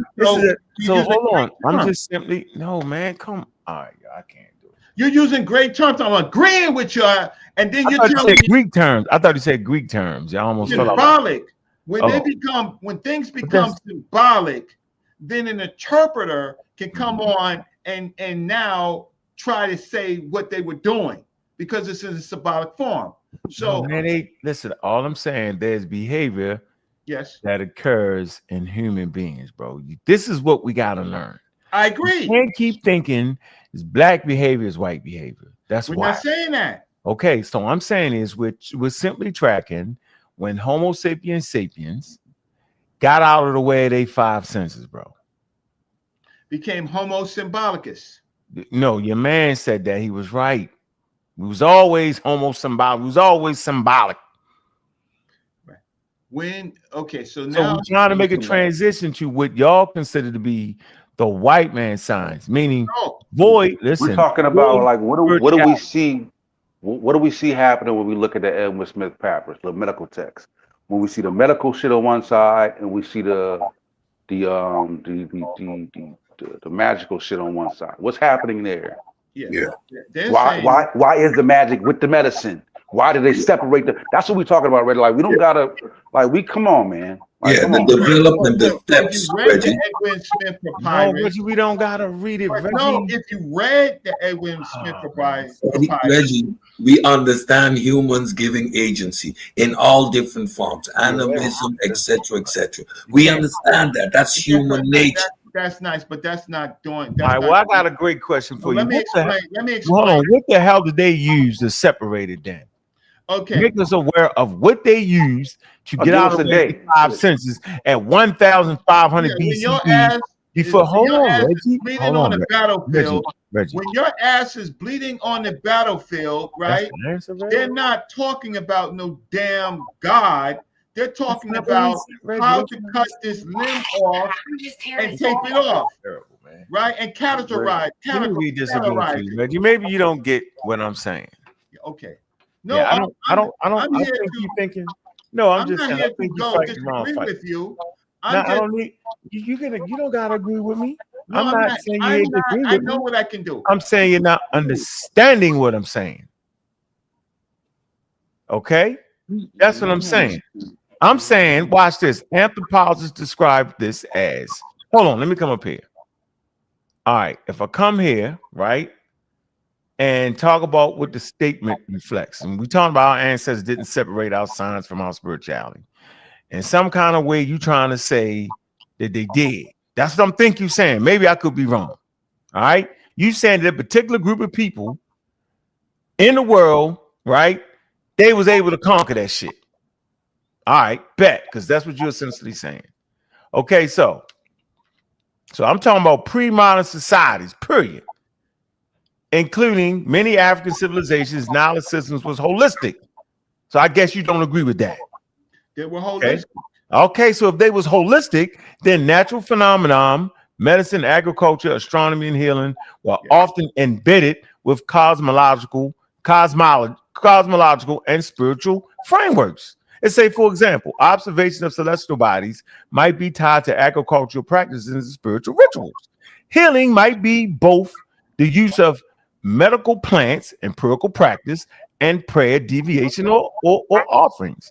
Now, anthropologists describe this as integrated epistemology, a system where let me finish, bro. A system where. Now you're getting back, you're reading some source, and you're getting back to what I said. So really, we just want to have a shit show when we just cuss each other ass out. Like, that's we got to show, like, it's just like. You got to at least let me finish saying what I'm saying. I ain't going to long-wind you. Let me get to the end of it so we can make some sense of it. Anthropologists describe this as integrated epistemology. Okay? Integrated, there's a word there called integrated epistemology. You left off integrated, and you just said epistemology, which changes the whole daggone understanding. A system where empirical and symbolic spiritual meanings are interwoven. This is well documented in studies in traditional African knowledge systems in regions like Yorubaland, Congo, and Nubia. I'm gonna stop right there and let you wiggle out of that for no reason. No, makes no sense to wiggle out of that, Reggie. That's all we're saying. We're saying no more than that, sir. Your source that you read and what you read, and now when it's integrated, right? Then we know what the word integrated means, right? Interwoven. Interwoven. Meaning, you know what a woven is? Meaning you can have empirical data, bro. That doesn't mean it was void of empirical data. That's what most people think you mean when you say they didn't separate their spirituality. That's no, what they think you mean. okay. So now we're using words like interwoven. Yes. That's what I was. That's all I was saying. No, man, I did a whole. That was my preach. That was Hey, the Reggie, he just hit you with a. I ain't gonna give you that one now. No, I didn't. We've been saying Reggie was they saying gonna the give you same the thing. I when ain't you gonna look let at you do that now. no, all we was saying is that Epistemology is when you combine different sources of material and you bring them together to explain one thing, brother. That's a red herring, and you know it. No. He don't have to say integrated epistemology in order to get his point across. He's been saying epistemology the entire time. Don't do that, man. Okay, you know why? Because there's a thing at is the even end of the day, spiritual epistemology. Don't do that's that. what I'm saying. Like we're just trying to be epistemology. So that's trying to be like super extra smart niggas to have a regular conversation. Is crazy, bro. We is having a regular conversation. Even when you leave, even if you break down what that epistemology is, what Sosa? No, what it pertains to? Regular conversation. Okay. Nah, you ain't having a regular conversation. So what you do ain't no now? niggas up here. So now what you do is in practice, for example, in practice. I mean, how is that the same though? What do you mean? It's a branch of philosophy examines nature, sources, limits, and validity of knowledge. What the hell I got to do with integrated? Define what they're using. In that, I'm just actually thinking. Within that integration, Reggie, what are they? Reggie, don't fall for that shit. What are they integrating, Reggie? You're actually blocking from thinking. Because no, what are they integrating, Reggie? Y'all read the source. Yeah, the integrated epistemology. What's being integrated, bro? What's being integrated is different sources and different methods when it comes to one conclusion. Nah, it's gonna be and that the integration gonna be spirituality. Yep. Reason. Yeah. Logic. Yeah. So we right back at the damn same thing. So some extra metaphysics. Those things are not empirical. Those things are not empirical. So they are intertwined with the empirical. So they are used as the explanation for the empirical. That right there is integration. Not always. Now you change it. Not always, yo. No, not always, and that's where the trap is. What trap? What trap are you? Give me an example. That's Give me an example, crazy, Reggie. Man. Give me an example. Man, Sosa just got us running up and down rabbit holes, man. Chris, I'm trying to get us out the rabbit hole.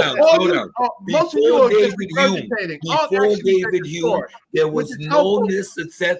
I agree with the source, Reggie. Empirical data. So all of this was integrated. That integration was happening with Spookism, Reggie. They would observe a natural phenomena. They would classify it, but their quantification for it, Reggie, was always the supernatural. Why? Spooky shit. Methodological naturalism was not developed until David Hume started to argue with Aristotle, these guys, because their positions was logic and not empirical based. So there's an evolution in our thought process, Reggie. Empirical based. That don't make no sense. You don't dam a river without empirical base, right? You don't amputate. That's not what I said, Reggie. The reason you have to dam the river, Reggie, is this. One is saying it's from a god, and methodological seeks a natural source. Don't let me hang out there too long. Like this. Distinction between science I knew he was gonna start some shit. I knew. Don't let this nigga Reggie. Hey, listen, Sosa. Nigga Reggie. No, we ain't calling you no nigga. I'm calling him a nigga. Like that. Listen, I'm getting older. Sosa just mad because you can't have a regular conversation. I was saying like Reggie is stuck though. Nobody escapes a nigga, Reggie. No. Great education. Right? Here we go. You can't. I gotta give Sosa that much. So nobody escapes. You can't get out your phylum, nigga. If we don't, if we take the racial out and deal with yeah, we all the genus nigga. We're not finna do it, Reggie. No, you man. know what I'm saying? What did I walk into? Me and my brother, right? I never fight him. I never fight him for real. All right, let's take a break. For real. Let's take a break. All right, listen, man. Listen. I don't know what kind of debate tactic that would be. But listen, man, y'all see the debate topic, man. It's a pay-per-view event, man. And it's this very thing. They find all kind of ways to escape human beings and human behavior, yo. It's what humans do. Man, skin color is skin deep. You debating Enki, man. That's a crazy motherfucker. Crazy, right there, boy. Crazy, yo. Crazy. He do it flawlessly. But he doesn't understand science, though. That is the issue. That's the issue. So what? Scientific portion of Charles Darwin's theory of evolution. Hey, just show that shit out real quick. You gotta get him back for that one 20 years ago. Did Darwin produce the scientific theory of evolution? Bruh. Craziest topic known to man. And the thing about it, they all gonna say I lost. That's the crazy part. That nigga lost. So remember, when you're saying I'm lost, I already know you're lost. So you want to hear my debate upcoming with someone that says he's philosophically grounded and got 12 degrees? Is methodological naturalism the best way to study the natural world? Oh my God. Who you debating on that? Slim Reaper. Oh my God. He finally decided to step in the ring? Okay. No. I'm gonna bring that man name up. He's a fake Christian. He did pull a gun out on me. Tried to shoot me in Facebook. He tried to shoot me through Facebook. Oh my God. Hey, I'd call the police just because you're ignorant. Man on I'd say, you know, I'd have told on his ass. I'd have told on GP. You know what? You so stupid. I'm gonna tell on your ass, nigga. How long have I been telling y'all that he's a fake Christian? Yeah, what is the Roaring 20s? Remember the Roy? He had like a machine gun from the Roaring 20s or something. I said, what else he did? A Tommy gun? He pulled out a Tommy gun on you? Can anybody tell me the first lesson in No, I don't want to get away from where we at. Yo, Reggie is in here acting like the Egyptians had some special something in 1500 BCE. And I'm saying you need the words you keep saying, Cedric. All right, and you need the scientific methodological naturalism, and you need the damn scientific method, not a piece of it. You need the fully formed piece, and then you can get modern science, bro. Yeah. And with the advent of modern science, humanity fucking took off. Yeah, as long as that's a fact. As long as your description of the phenomena is not natural and relies on supernatural explanations, whatever they may be, you are not engaging in science. That's integrated. That's integrated epistemology. That's the anthropological classification. Right, integrated. And they didn't even understand that. So Reggie up here, Chris don't understand it. Yo, I said integrated epistemology. It's important. Words are important. No. Use them. No, when you're dealing with integrated epistemology, all it is when you're bringing a bunch of two light-skinned niggas can't talk at the same time. Go ahead, Reggie, you got it. Reggie, no, that's bringing empirical evidence. So we didn't say they didn't have that because, like you said, they can measure. It'd be crazy to say they couldn't do it, right? Now, I think people prior to our conversation might have messed it up, Reggie, right? I'm saying I'm not. I'm saying that I did my homework and I recognize that they did have empirical data. Like, how else would they reform the land again after the shit flooded? How could they measure shit out? That's empirical data right there. Getting the same plot of land back after it got washed out. Empirical data ain't got nothing spooky to do with that. That's a gift. I agree. How's that a gift? I agree. That's a gift. No, I'm just fucking with you. I'm just fucking with you on that. Here's the thing is, Uncle K, my brother. I'm here. You're debating a dude that believes humans came directly from the damn dirt. Yeah. And the rib. Craziest shit ever. He came. We real came people directly from the dirt, and he has the nerve to try to use any scientific terms. Yes. But so what he's trying to do is he's trying to do this to con the audience. Yeah, he got to fool the audience or something. Right? When a man says that he agrees with Natali, Apostle, Yara, that man came from the dirt, then and the rib. Don't forget the rib. And the woman came from the side, the rib of a man, right? Based on God, this is creationist, right? So when you do that, he has no right to talk about science or critique evolution. He has no right to critique evolution because he already said that humans came from dirt. So everything else, so all he could do is talk about the dirt, what it is, and how man came and woman came from the goddamn dirt. Your job is to completely say, Inky, you can't use any scientific terms. Certainly not European scientific terms, right? Certainly not modern scientific terms, because you believe that humans came from the dirt. So that throws out everything else that you want to say at this point. So don't use no complicated terms that you read in a European book, because man coming from a dirt is not in the same book. Right? So that is what I'm talking now about your debate, right? It's your job is to make him as stupid as he is by trying to fool the people, by trying to use technical terms and critique. What's this word that he want to talk about? Pangenesis. He want to talk about, what's that new word that he was talking about that he said Darwin said, but Darwin never said the word. It was attributed to him.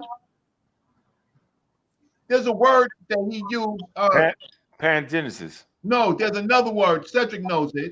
What word? What? Again with him. What?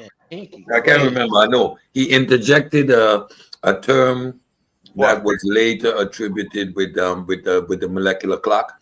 That's correct. Yeah. So he attributed that word, but you can't use that word, Inky, because it ain't got nothing to do with dirt. It ain't got nothing to do with dirt. Only thing he can talk about is the damn dirt. Well, life.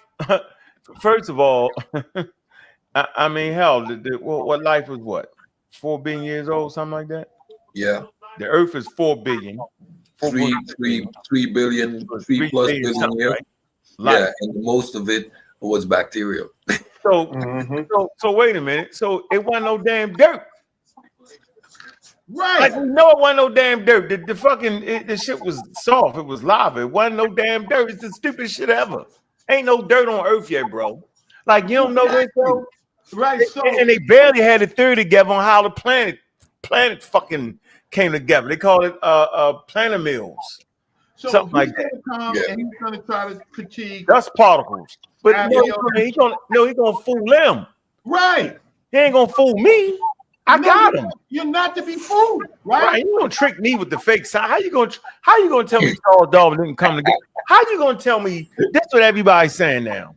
Since first of all, I've been talking about Kepler for 20 years, solid, right? So the Egyptians, right, from nature, right, they watched the dung beetles and they seen the dung beetle roll the lava up in the damn dung, right? And they seen it transform. And out comes the daggone beetle. Okay. Right. Kepler, transforming, evolving. So they seen the transformation and evolution. Right? That's an idea. Right? They didn't know the mechanism of why the dung beetle came out the lava. They ain't know none of that shit, but they knew things transformed and changed over time. They knew that. Bet. Okay, what? 1500, 2500 BCE? Bet. Then you get the Greeks talking, but they have an idea around evolution. They have an idea around atoms. They certainly do. Okay, and then you get the modern, you get people like Lamarck and all them, they have ideas around that too. So what? Al-Jahid, he wrote a 7-volume set, the Book of Animals. He talked about evolution, right? A piece of natural. So they talk about that. Okay, all them predate Darwin. What the fuck that mean? It don't mean nothing. to the science literate because we understand none of them, and I mean absolutely none of them, didn't systemize the damn thing. They didn't organize it in a scientific theory. And a scientific theory doesn't mean you have to have everything. Them fools running around here thinking that Charles Darwin need to know everything about damn evolution before you could create a theory. Then that's not science you're talking about. You talk about religion. Only religion knows everything. He's a creationist. Science is self-correcting. He's a creationist. He's a creator. So when you get down to the damn questions, right? Don't forget why was Darwin given made the father? Because of what Ankh said, the cohesiveness, the fact that he had a prediction. That's what makes it scientific. Now, if I am right with this explanation, then I should find that around the corner in the future, 12 feet down, 10 feet up, 70 degrees left. If this is right, that is what we're gonna find. That makes it that is what made Darwin the prediction aspect. That is what made him the father, the scientific model. And that is correct. The flip side of this is that Enki does not have a model. And whatever he tries to say, it's not peer-reviewed. It's his own thoughts. He's the smartest person on the planet, right? He's going to overturn science with his terms. So part of your job, is to say, Enki, whatever you want to say about you have no predictions, right? There's no evidence of your predictions coming true. None of your predictions, right? All your thought is hypothetical, but you ultimately believe that humans came from Earth, right? And that humans didn't come from Africa. Because if you dismiss Charles Darwin, he's the first person to say humans came to Africa. So you don't believe that, Enki, because you believe that humans came from the dirt. Probably not. And one shot out of nowhere, boom. Boom! Boom! Bam! Human. So that's why he's arguing classical change. He's saying he's trying to say to Ankh that the theory says that it can only be a gradual change, right? But okay, that's what Charles Darwin said. Okay, what do you say? What you believe is that man came boom from the dirt. You can't prove that shit, right? At all. Hey, Ankh, Cedric, Reggie, Sabio, Sosa, thanks for letting me up, man. I've got to go to sleep. Yeah, fun as always, man. Peace, y'all. Hey, man, make sure where you at the server, man. You keep live, yo. You remember, you know what I mean? Keep it. Yeah. I'll probably be starting back up this Saturday. I had to clear my head of YouTube nonsense for about 2 months. Oh, yeah, you know. But we ain't going to do the nonsense in the server. You know that. Yes, sir. I don't do all that. No. I told C-Dot what you said. You know what I'm saying? I spoke to him today. So. What did he say? What C-Dot say? Yeah, he coming for your ass, Paul. Why he won't come for me, yo? See, he won't come for me because he don't agree with evolution. I don't agree with evolution. And the Pan-African movement do. See? And they was white. See? He mad because a white boy chaired the daggone Pan-African meeting. He mad about that. Craziest shit ever, yo. Crazy, yo. And started the Pan-African Archaeological Society. No, you talking about Herskovitz? No, I'm talking about Kenya Museum, Nairobi. You talking about out there? Okay, yeah, okay. Leakey, yeah. Yeah, Leakey was the president chair, right? And they brought together African nations, right, to allow Europeans in to study the damn fossils and teach them about the damn fossils. Right. That's why the Africans be the ones that's actually collecting all the damn fossils. And the argument is we doing more work than y'all, and y'all not even putting our name on the paper. See, that's the real conversation. But for sure, Pan-Africans, right? Pan-African movement, right? You actually started one of they helped change the world, bro, with the fossils, with the evolution. This is Africa. White boys did that. Pan-Africans, It's the craziest shit ever. He mad at me for that. Come on, man. Nah, yo, that's wild racism for no reason, yo. That's what I don't like. He can't come for me. Too sharp. Oh man, he don't come for me. Yeah, all right. Yeah, I ain't ready for white Pan Africans. I ain't there yet. No, I don't mean that. I mean, It's just no, like you an get my point. oxymoronic statement. Now you get Let's my say point. that for the next. Let's say for another show. I got that shit. Got my head swirling. No, you get my point. I ain't ready for that shit. So, but you know that we talked about the server, though. We talked about the server. So you didn't know that? Huh? You ain't know Leaky was the chair. Yeah, I'm saying it was leaky. I get it. I'm not ready for white Pan African. That's all I say. Well, how you gonna get shit done without the global community anyway? You're not gonna never get nothing done. No, I mean I just ain't ready for white Pan Africans. I just in its origin. I mean he was there, but I mean goddamn. Did you read it? Get it. He was not only there, he was the president. He's the president of the Pan African movement. President of that particular, because of that, dealing with evolution and all that, and dealing with the fossils, he was definitely that chair for sure. Yeah, he was. He was like a chair. Yeah, they brought him in. I get it. I'm just saying. That. They got a whole Pan African archaeology. It's Pan African archaeology. I don't know what to tell you. It really is. Like it's shocking because they all sweep it under the rug. All the wild racist Pan-African people who bite their nose off despite their face, they sweep it under the rug. They don't even tell you. Matter of fact, I don't even think they know. Crazy. Yeah. I have a question for you. What's the question? It's a serious answer. Who can stop the average answer? He's gonna make a big deal of this word, phyletic gradualism, that was attributed to Charles Darwin. Right? Attributed to him. Yeah, what's wrong with that? Nothing was wrong with that. Okay, so he says that describes the theory of evolution, that evolution occurs by the steady, consistent accumulation of small genetic changes within a single lineage. Right? Yeah, slow. And he's small genetic changes within a single lineage, right? Yeah. He's gonna say that that is incorrect, right? That's not what he's going to say. He's going to say that is incorrect, even though that term Darwin never used. Darwin, we have to. I ain't playing that game though, Reggie. Just because he didn't use the term, he definitely was saying evolution was slow. Okay, so that's fine, but he is going to use that term to try to overthrow Darwinism, right? To say that this is one of the failed. He's looking for failed predictions and theories of Darwin.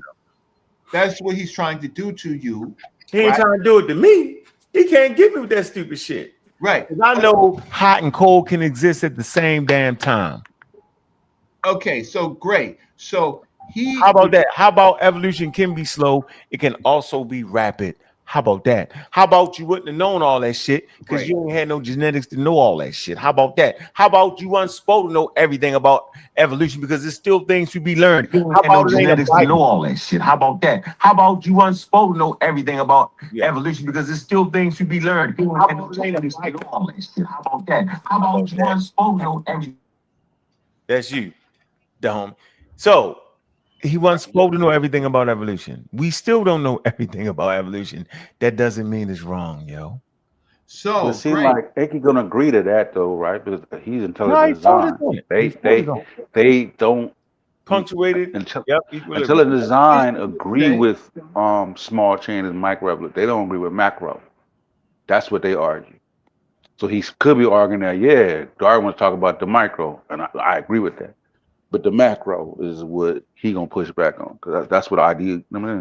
Yes, ID. But you can't push back on that because it is evolution, though. How you gonna push back? Modern science on evolution agrees with gradual evolution, right?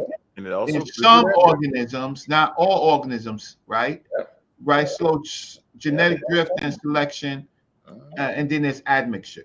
Then modern science agrees with punctuated evolution, right? We wouldn't get to any of these terms that dominates in many multicellular lineages due to mechanics like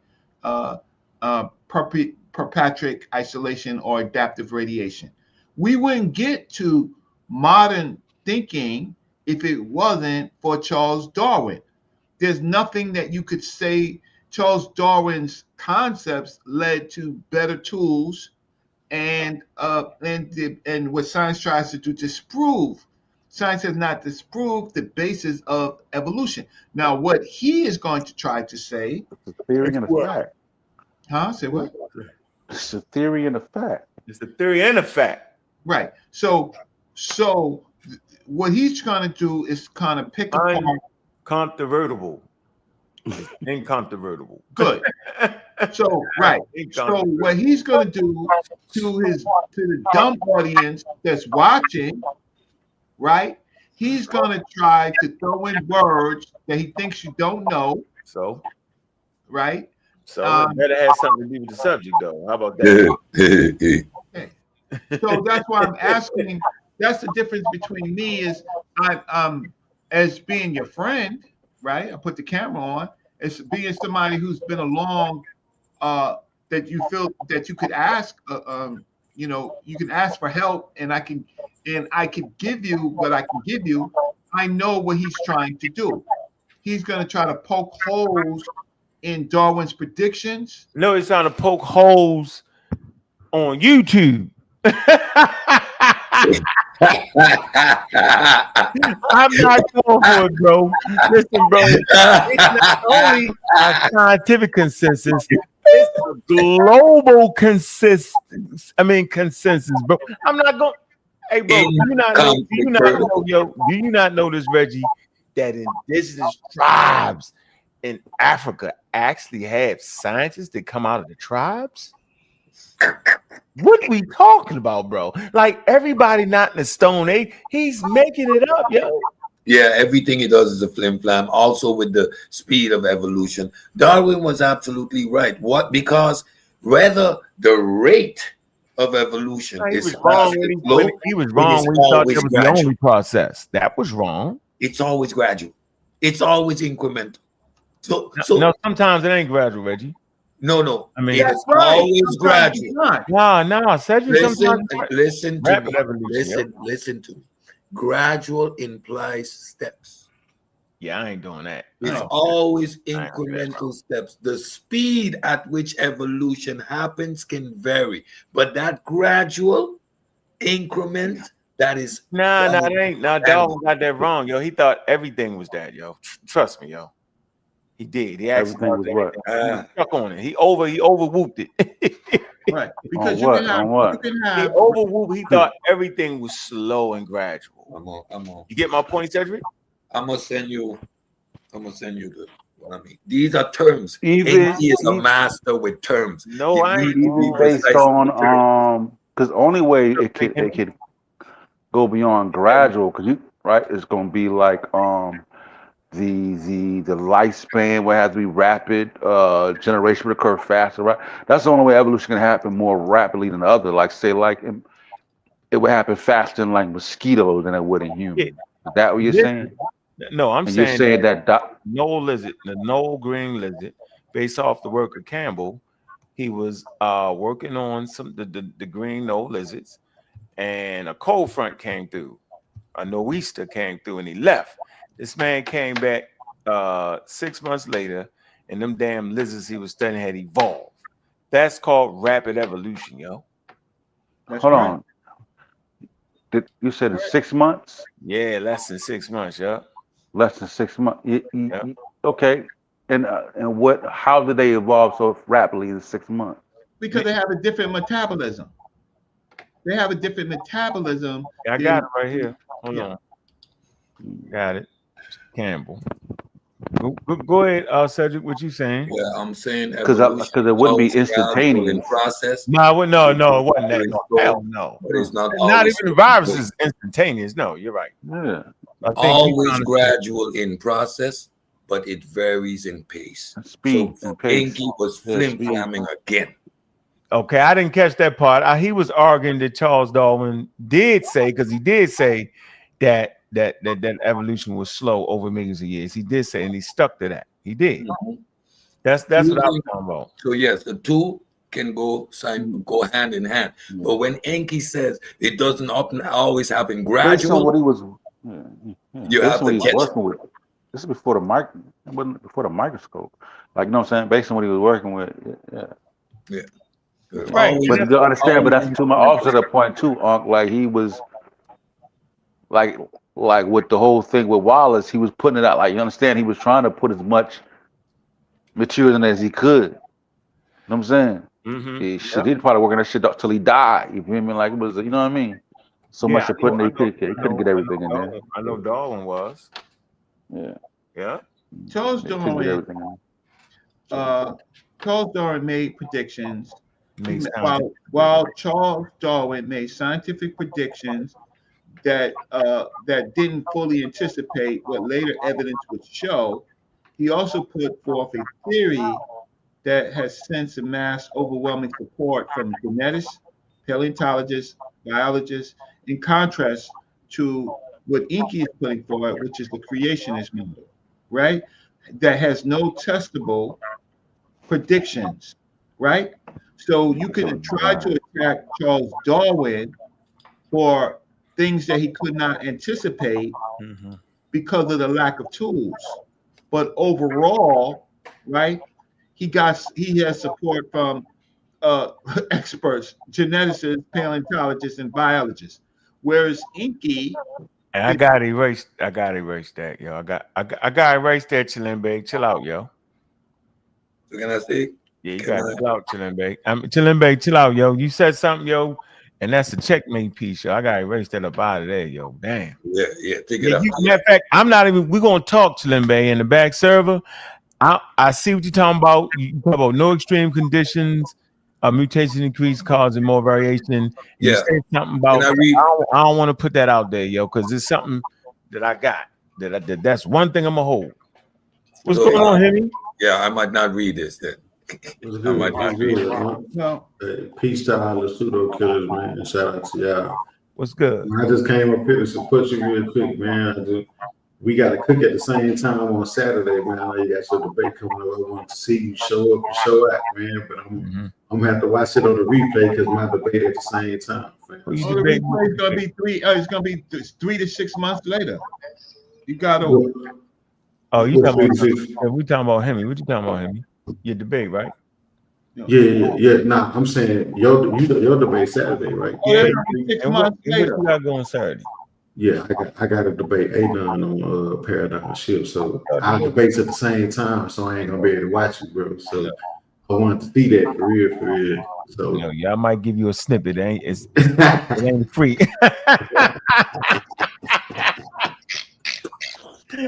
We'll do the highlights like ESPN would do with the UFC fight. There, like snapshot photo. So Enki was trying to undermine Darwin, and again, he was completely wrong, right? Of course he was. So in evolutionary biology, evolution is always gradual in mechanism, meaning it occurs through the accumulation of small genetic changes over generation. Yeah. But the rate of those changes can vary dramatically depending on environmental pressures, population size, etc. Darwin's gradualism, evolution doesn't produce fully formed new species overnight, rather changes built incrementally through variation and selection, is a fact. So that fact of Darwin's position was not undermined by variable tempo, punctuated equilibrium proposed by Eldridge and Gould, right?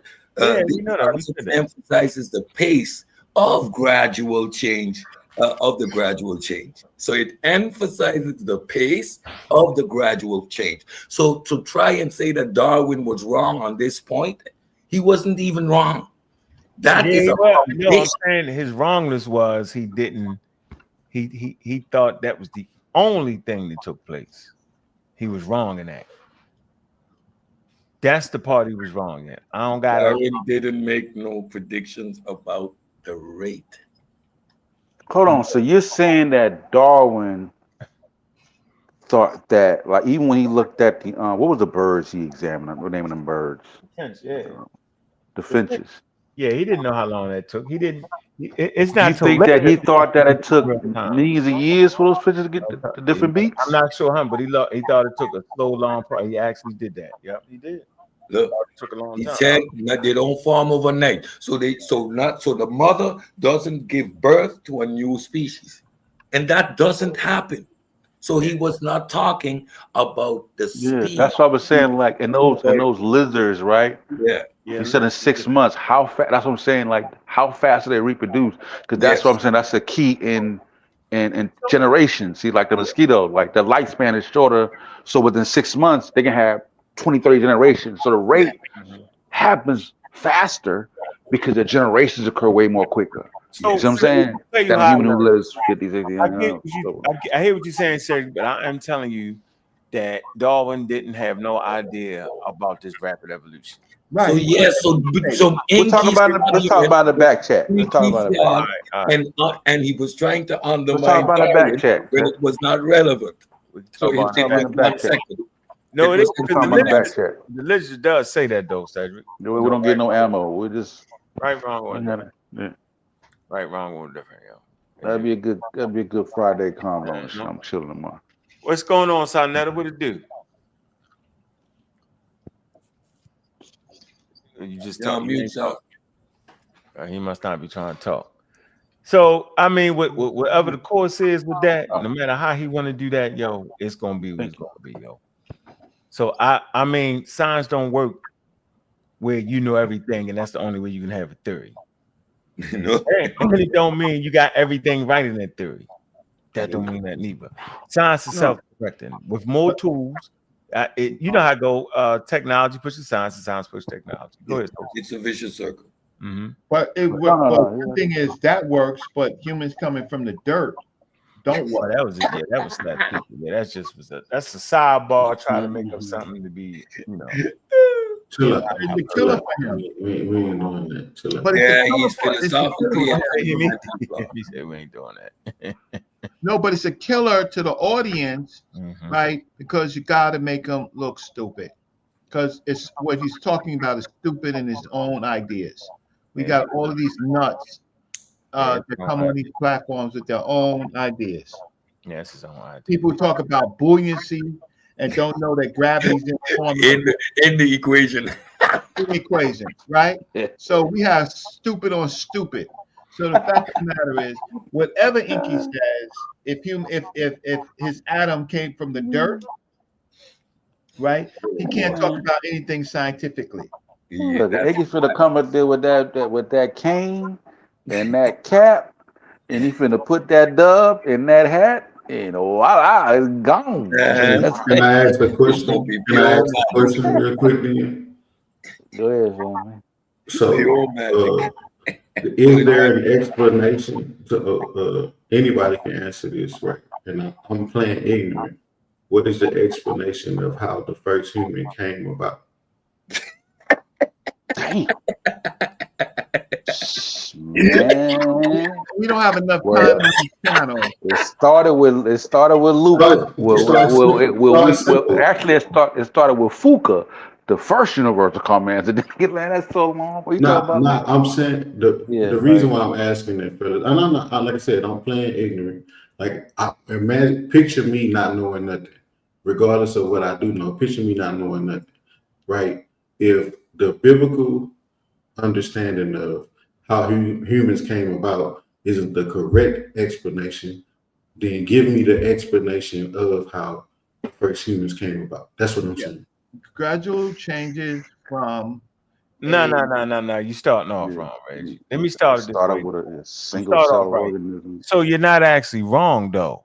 The biblical narrative is not wrong. That's a Hebrew mythological explanation on through that cultural container how humans came to be, yo, and it's in the Garden of Eden, just like the biblical text says.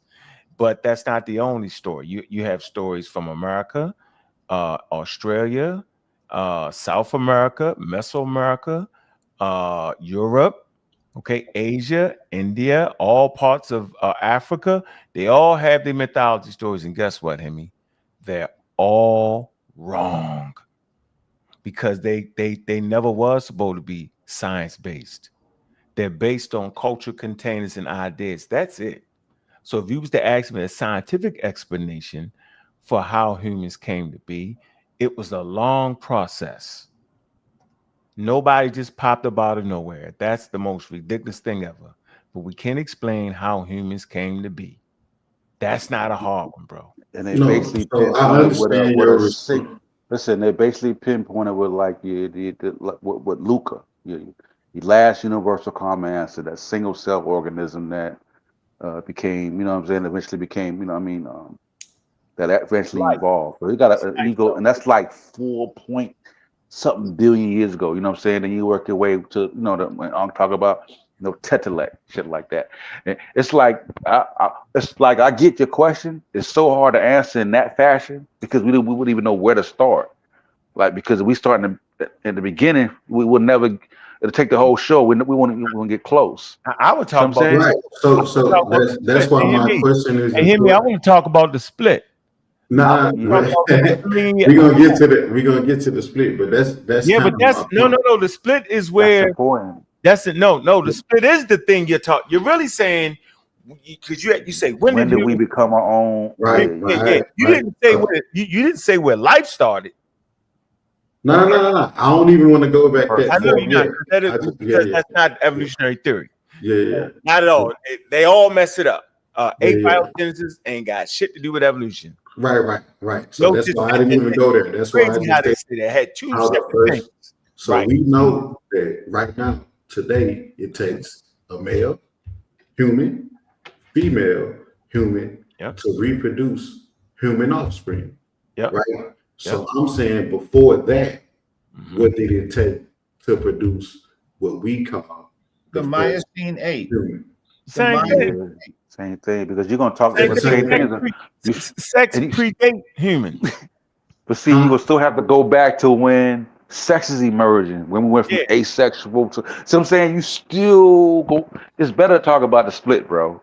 Yeah, no. I get. That's what I'm saying. I understand. That's what I'm saying. Like I get all the split. I get the Luca. I get all the buzzwords. That I'm talking about a detailed explanation. So, like I said, if I get how people can push back against the biblical narrative, say, "Oh, this unbelievable," or whatever religion has their narrative on the creation of how human beings came about. I get the pushback. What I'm saying is the alternative. Right, which would no, you meant wrong language. No, wrong language. What do you mean? It's not alternative. Okay, so you're saying it's the truth? Nope. Science is not. No. Hear me. Hear me. Listen, it's counterintuitive though. I promise you, because your senses are saying the truth. Science is not even worried about the truth. That right there. If you can't get past that stumbling block, you can't even really go farther in the conversation. You in your mind, listen, can you recognize your mind that science is not concerned with the truth? Can you handle that? You said science is not concerned with the truth. That's right. Can you handle that? Can you tell that to people who use science to say that one person is wrong or right? No, I didn't say that. I said not true. I'm saying that there's individuals people that understand who use science to say that one individual is wrong or right. But that's not science. That's not science. No, I'm not saying that that's what science is. So I'm with you. Science, you know, tries to explain the facts that they do have, right? No. What you mean? They a scientific theory. If you must be talking about a scientific theory. A scientific theory organizes the facts, and facts can change. And they try to I said they try to explain the facts that they do have. You don't think that's where theories come from, right? No. That's the explanation of what. So if I find a fossil, right? If I find fossil A, then I find fossil B, fossil C. Nope, that's not a theory. Huh? Nope. All right, now you got me. Now I'm legit. This not even me just playing. You just basically saying that scientific theory organized the facts. I think that's right. That's That's yeah, but finding a fossil, you don't put a scientific theory. That ain't a scientific theory. No, he's just saying the science. It just the theory is the theory is the explanation of the facts. That's all he's saying. I mean, what I would say to you, the scientific theory, whatever facts you have, is that what you're saying, Hemi? You saying that, Hemi? Yeah. Okay, so let me read this to you. This down on Prethero. It say the idea surprises a lot of people, but it is true. Strictly speaking, science is about proving ideas wrong and moving on, not proving them right.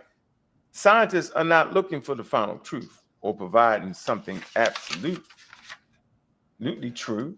Scientific explanations most always be open to further scrutiny and testing. They're tentative and must be capable of being rejected. Yeah. You know, I agree with that. I agree with that. That's different from religion. Religion is right. I understand that. So that's what I'm saying. So that's why I said, like, when you're given a scientific, so like I said, if how I'm explaining right, how human life formed or came about religiously, how you would come from it would be scientific, based on what you have observed through science, right? But you would say that I'm wrong based on what science says, correct? No, you're talking about mythology and folklore and cultural container of ideas. I'm talking about something going through the scientific method. I'm talking about biology. That they're actually two separate things, and they're never to be confused. Right? Your idea in the biblical text is not scientific. It didn't go through the scientific method you produced it. Absolutely. Scientifically is wrong. That's it. Yeah, so that's what I said. That's why I said you would say that it's wrong. No, scientifically is wrong. No, I would say it's not a scientific explanation. If he tried to use it as science, it's wrong. Scientifically. Yeah. That's what I'm saying. Yeah. So the brother Sosa understand what I'm saying. Straight to it. When I So that's what I'm saying. So that's what I'm asking for. The idea that the narrative is what actually happened is categorically and demonstrably wrong.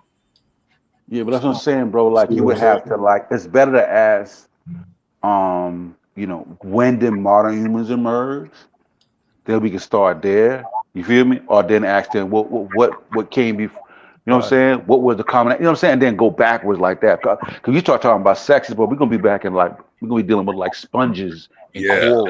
Well, it's not necessarily about sexes. I know we observe sexes now. Like, we observe sexes now, right? But I'm saying my thing is about the first humans, right? The first Hemi. I'm not so sure about something. I have to. Okay, so I would ask you if I was Ankh and you was Inky and debating. I'm going to ask you the same question. What is your alternative? Ankh has a scientific method that so far modern science has shown is consistent with a scientific method. And if something changes or is incorrect with new tools, then we will adjust. So, Hemi, I just want to make sure. You can ask that question, but what is your alternative? I'm saying that I don't have an alternative. That's why mine is faith-based, right? Because if I'm understanding that if my belief is that the biblical narrative is true, then that's what my belief is. You dig what I'm saying? So I wouldn't have an alternative to that. That's why I'm asking you guys. I didn't know that. So you believe in the biblical narrative? Absolutely. Yeah. Okay, so then you tell me now how man came from dirt. Yeah, I wasn't trying to go in there, bro. Well, it says that God created man from dirt. So God created. How could God create man from dirt? He's God, right? Because he's God. Whatever you want to do, Reggie. Because he's God. I mean, why did you bring the conversation that way? That's why. Let's not go there. I'm just, no, because that's like ain't nothing. You God asked can me create about man what can from God glass, bro. He's God. Right, Like, God is God, yo. God just Right. say, boom. Right, that's what I'm but saying. that So doesn't that's Right like, from the dirt, Reggie. Right from the dirt, God can make a man. Yo, you didn't know yeah, that? God can do. Yeah, he can make Right, God but man from it- lotion. it's He can do anything, bro. but in the scientific method, God pixies and make humans. That man said Don't disrespect. We're not gonna God disrespect pixies God. and makes scientific humans, bro. method, using so We're what not gonna method? disrespect God. That's what we're When you not gonna don't do. have no, I'm saying That man man needs a said method. calamine lotion. God can say, God just goes find some out, they pop Hey, out. Reggie, what I'm saying Reddy is, said, "How can God make a man from dirt?" Reggie what I'm crazy, saying Oh is, my man. God, boy. That's God, man. Straight from the dirt on right. the So, Listen, Reggie, listen, man God needs a pooped up method, pink Reggie, fairy tales. because man God needs makes man walk on water. right. God He makes said snakes dirt. and he stopped. Reddy, he was dirt God was easy, like yo. dirt. For That's too years. easy. At least the Dirt. dirt That's got too some easy. minerals in it, yo. my problem is God, like, yeah, give me something harder than dirt. Right? That's too I easy. got the no, dirt mastered. I can get because the that's out of what the Iggy dirt. said. I already got dirt, Reggie. Make it hard. said How I'ma long stay we Give been me there. doing brown dirt? dirt. Give me some brown dirt for the forehead. You're saying Christians are creationist Give me believe this. some But comedic I'm dirt for saying the to you, feet. Go ahead, Reggie. so You about to turn the why conversation live about your life? Why even live your life and solve problems if Reggie, man, that's ultimately his yo, hand thing. me a little I'm not, dangerous though, yo. I'm not trying to Shut up. solve Go ahead, it. Hemi. Hemi's remedial. Hemi I'm not, actually thinks Oh that you man, can Hold on, observe man. day Let's and night not do that. without a sun. look, Hemi argues that you can observe day and night without a sun, and would argue I that never said that. You're lying. I tomorrow don't know. I second the don't know paradigm Henry. shift. We got a clip up show of Hemi tomorrow Hold on, with man. some Let's of the just get claims back he's to it. I making. don't know. If I Hemi don't know the don't read brother. I beyond a never third said grade that. level, Hemi can't read beyond a third grade level. Oh, Hemi why we watches me in doing my this? face, I and see up Hemi here says, lying, huh? and Hemi I'm says, muting out. "Oh I'm God, muting out. Hey, oh Hemi. God, Chill. you I'm can gonna know let y'all day two and go night at it. from an earthly perspective. Why You is your don't need man's Come up on, here the Reggie. lying? sun to have Come a on, bro. day. The man said I can't read. You had light. Know that You to had the light face. before you had a sun, right?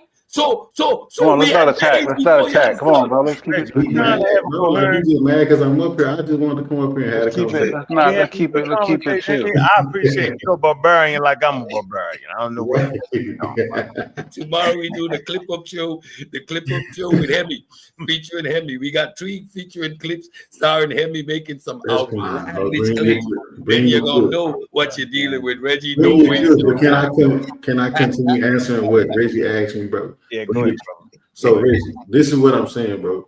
When it comes to the question about what God can do, if we understand what God is in the context of Him being God, Right. He can do anything that because we're Every my time. understanding, He's the creator of everything. So He Exactly. can do anything. You see what I'm saying? So that's why that's why I responded to your question like that. Not Yeah, because you tripping. you know what I'm saying. I'm just saying, but it's Okay, so God. my question to Yeah, you is, it's disrespectful to God to even say some shit like that, Reggie. Like, come on. yeah, and We're not listen, doing that. listen, Not doing that. I'm having a conversation with Hemi. I'm not trying to be disrespectful. I No, just I got asked him his alternative. So now I didn't know that Hemi actually believes in God, that in anything is possible and all of that stuff, right? I didn't. What color? But Hold on. but Is now there I another know. kind of God? Now I know.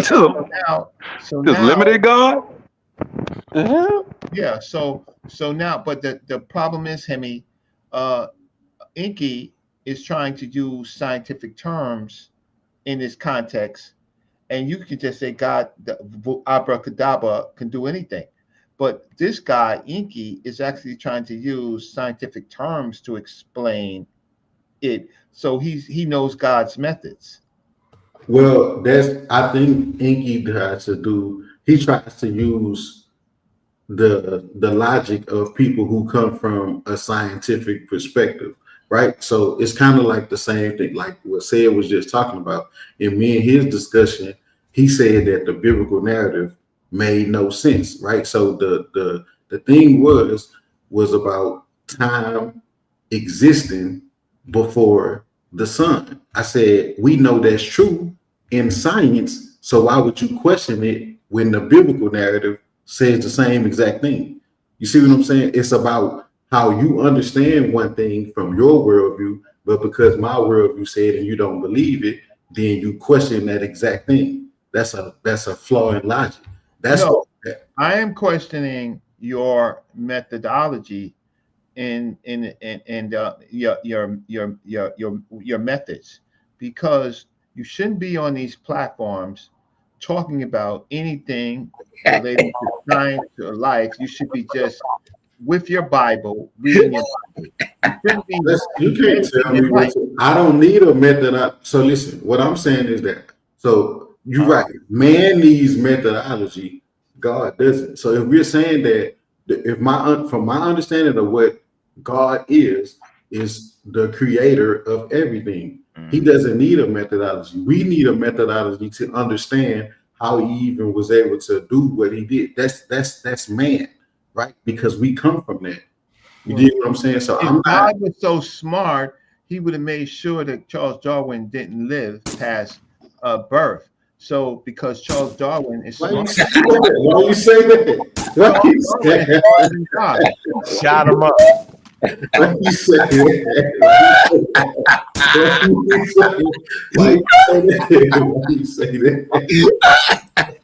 Because Charles Darwin is the leading person, was one of the leading figures that's showing how stupid God is. No, that's false. The earliest curators of what we know to be the scientific methods were believers in the higher power. Irrelevant. Share my screen. Let me dance with him. Let me also see some. Let me play some music. I'm gonna go get a snack. I need a snack. I'm gonna listen on my phone. I'm going out in New York at 12 o'clock to get a snack. I'll talk to y'all later. I want to get a snack. God should have killed Charles Darwin, because Charles Darwin created a lot of. Because you said so, right? You said that. Right. Because he should have been. God should have did what. All he had to do was you can tell. Right? That's like you can tell God what he should have did. He said he should have let him do the portal, yo. I know. Like when I be playing, I play Madden. I play 2K. I play talking about video games. And I be like, listen what I'm saying. I be like, man, these creators should have did this. They should have, but they the ones who created the game. Oh boy, category fallacy. Video games. We're talking about the universe. There's no causal agent for the universe. That's a category error. Stop. No, it's not. No. It's an analogy. You can't say an analogy. It's a category fallacy. You're comparing human endeavors, which we know requires human agency, to the universe for which we have no agency. You're comparing two apples, comparing apples. No, I'm not. But of course, analogy is a category error. Let's share my screen. This is what I'm saying. I'm saying that you can question God. Listen. I'm saying that let's see what we're doing. Hey, you gotta let them talk, man. Come on, we ain't talking at the same damn time. I'm saying that you question God the same way I'm questioning God. There is no God. Listen to what I'm saying. Why? You're not making any coherent sense. What I'm saying is that, hold on, man. Hold on, dog. Everybody freeze. Hold on. I can't hear shit. You gotta let him finish, yo. You got to. I don't even know how to refute him. I can't hear him. Go ahead, Emmy. And then you go, Cedric. So what I'm saying is that an analogy is not a category error, because I'm not saying that it's absolutely true what I'm saying. I'm just trying to draw a parallel so that you can understand where I'm coming from. So what I'm saying is that you question God. What I'm saying is the creator of everything, the same way I would question the creator of a game because things aren't working out for me the way that I expect them to. Man, why they didn't do this? Why he didn't put this right here? Why he didn't do this right? That's the same reason people question God, because the creator did it how they say that, how he saw fit, and then I have to experience these things, so I'm questioning the creator on why you just didn't do it the way that I expected you. That's what I'm saying, Sid. That's not a category error. First of all, no human being actually questions a God. When we raise these questions, we're raising it to the individuals that propose a God, because we know there is no God.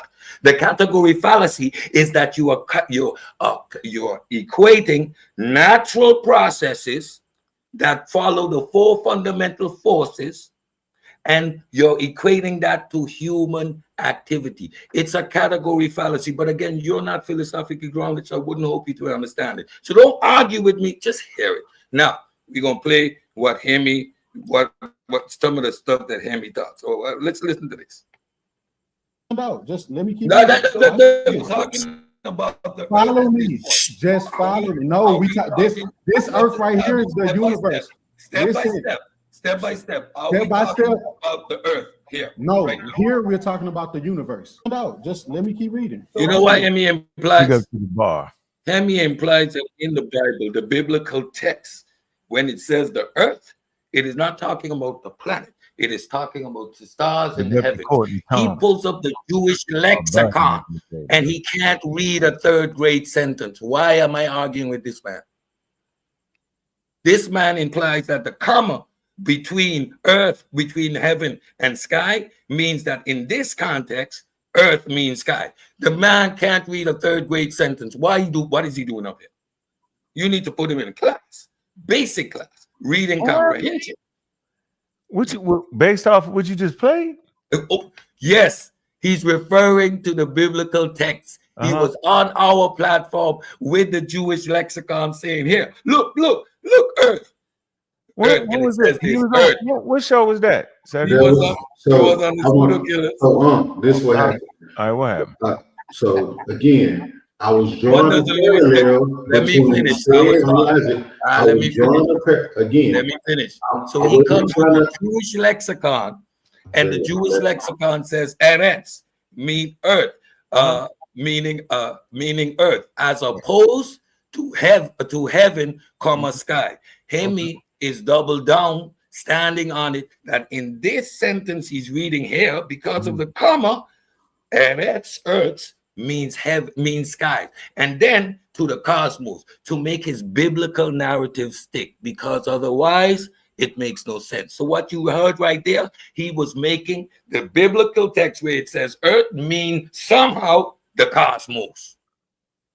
I'm not doing it. All right, go ahead, Hemi. Go ahead, Hemi. All right, I just wanted to make sure you was done before I could speak. I don't want to keep cutting you. Like I said, bro, how me and Said's conversation even started was, again, I was attacking the logic.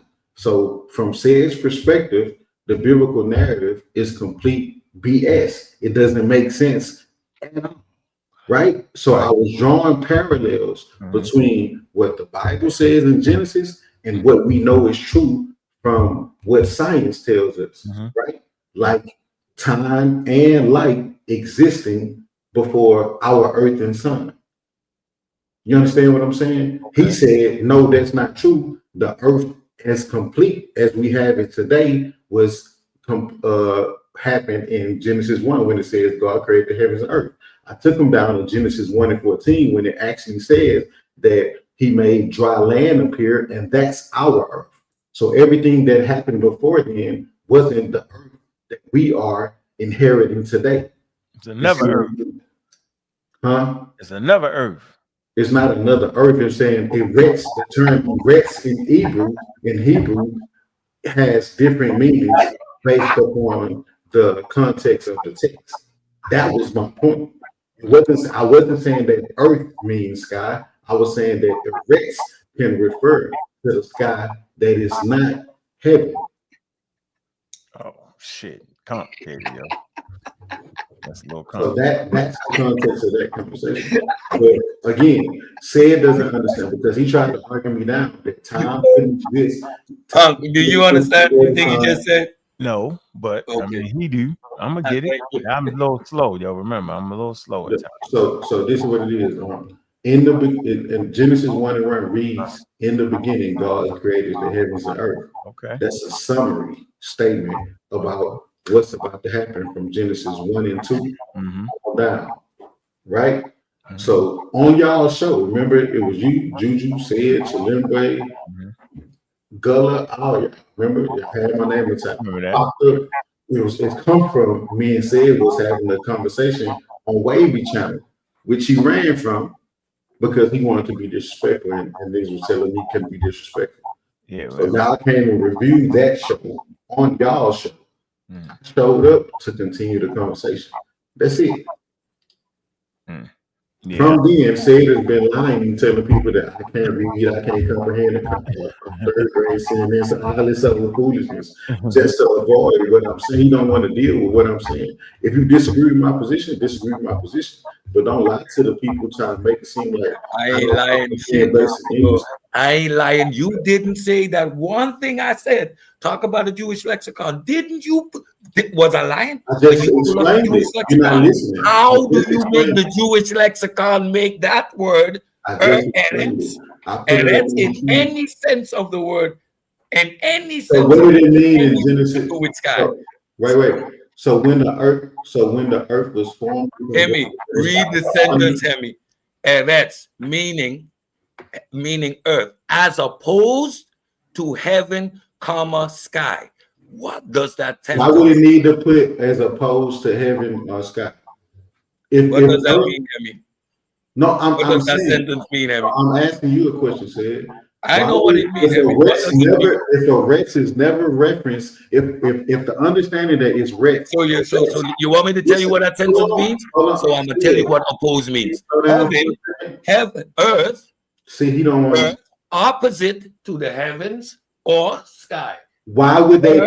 Why would they need to say it? Because they're drawing parallels. It's how language works. No, so earth is here as opposed to in opposition to heaven, comma, sky. That's what that sentence means, Hemi. What do you think that sentence means, Hemi? That's a great sentence, Hemi. I wouldn't need to, if I'm defining something, I wouldn't need to say that it's opposed to something unless this term can be used to describe that same thing, right? If I'm defining the color black, I don't need to say as opposed to white because I know that black isn't white, right?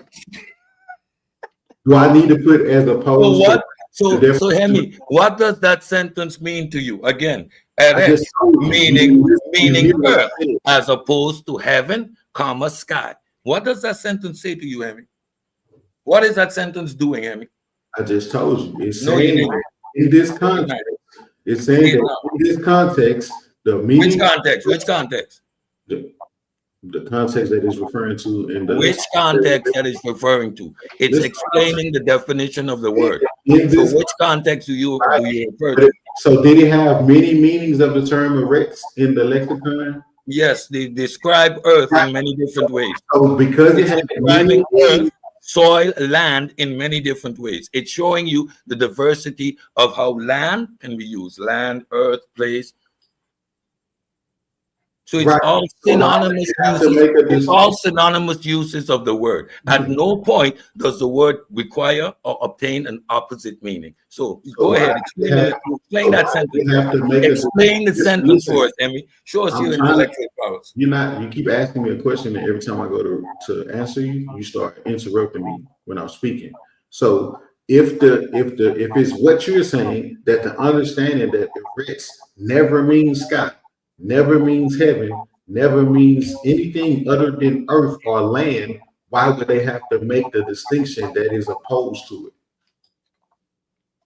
So you're begging the question and you're not telling me what the sentence means. How is that begging a question? Do you not tell me what the sentence means? Doesn't start with you asking me a question. Please explain the sentence. I already did. You asked me a question. No, y'all not yelling. The question was rhetorical.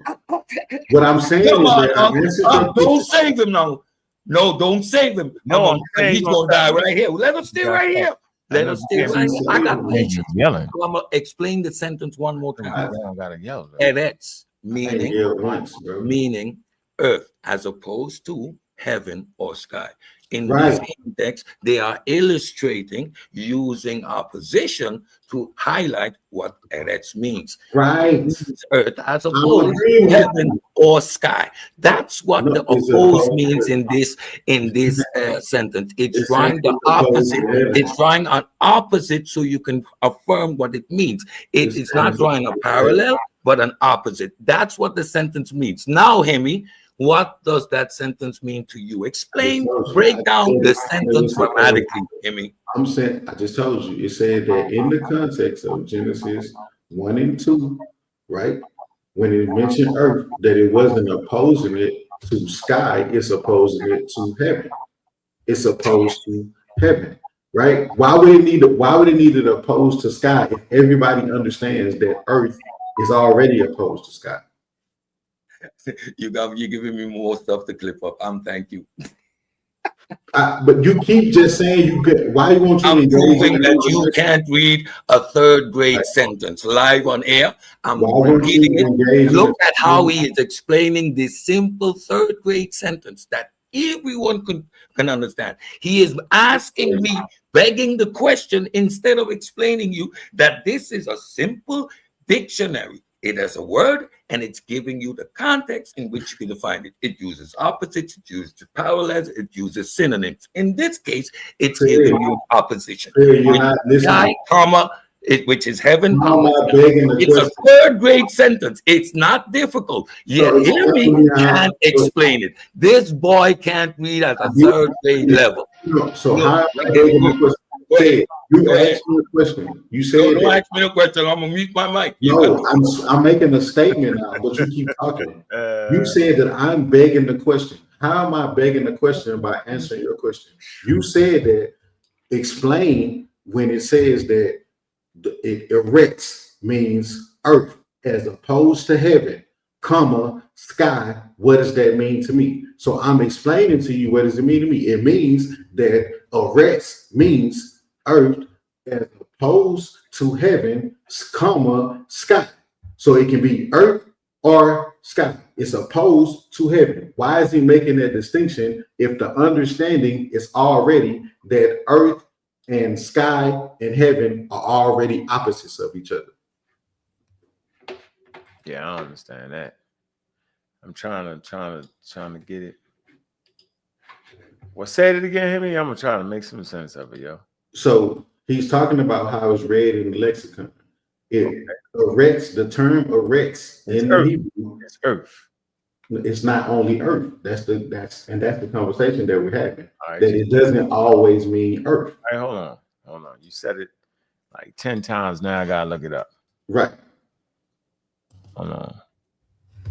Wait, let me see here. Let me see. So you gotta prove that. That's what I was trying to do, but no, come on. Let me see. I'm gonna come to the Blue Letter Bible. I got you. Let's see. Earth. Let me type it in. Earth. Okay, let's see what the word earth means. Let's come here. It's in red. Let's come to the tool right here. Let me share the screen. All right, that's how I do it. Damn. Let me do this. Genesis. Boom. All right, here we go. So we come to the word earth. All right. In the beginning, God created the heavens and earth. Okay. Strong's H776. Eretz. Okay. Strong 776. Eretz. Earth. Okay. All right. Let's see. The root. Okay. It says unused root, probably meaning be firm. Okay. Hold on. And the definition of it is, let's see, it's a feminine noun. Okay, feminine noun. Hold on. Okay, land, earth, whole earth, opposed to part, earth as opposed to heaven, earth inhabitants, land, country, territory, distinct region, tribal territory, piece of ground, land, land of Canaan, Israel, inhabited land, soul, Sheol, land without return, underworld, city, state, ground, surface of earth, ground, soil, people of the land, okay, space or distance of a country, measurements in distance, level or plain country, land of living, ends of the earth, almost wholly late in uses, lands, countries, often in contrast to Canaan. Okay, there's no indication of that. Formed and use root, probably meaning to be firm, earth. Okay, large are, let's see, hold on. See, particularly a land, common, country, earth, field, ground, land, nation, way, wildness. Okay, let's look at the Strong's explanation. Let's see if we can get an explanation of it right here. Shoot. Especially when the land is put on inhabitants. So I don't see what you're saying there, Hemi. But I can go to the chat GPT and put the Hebrew in there and see what it's trying to. So you're basically saying, in your explanation, you're trying to say that it got something to do with what?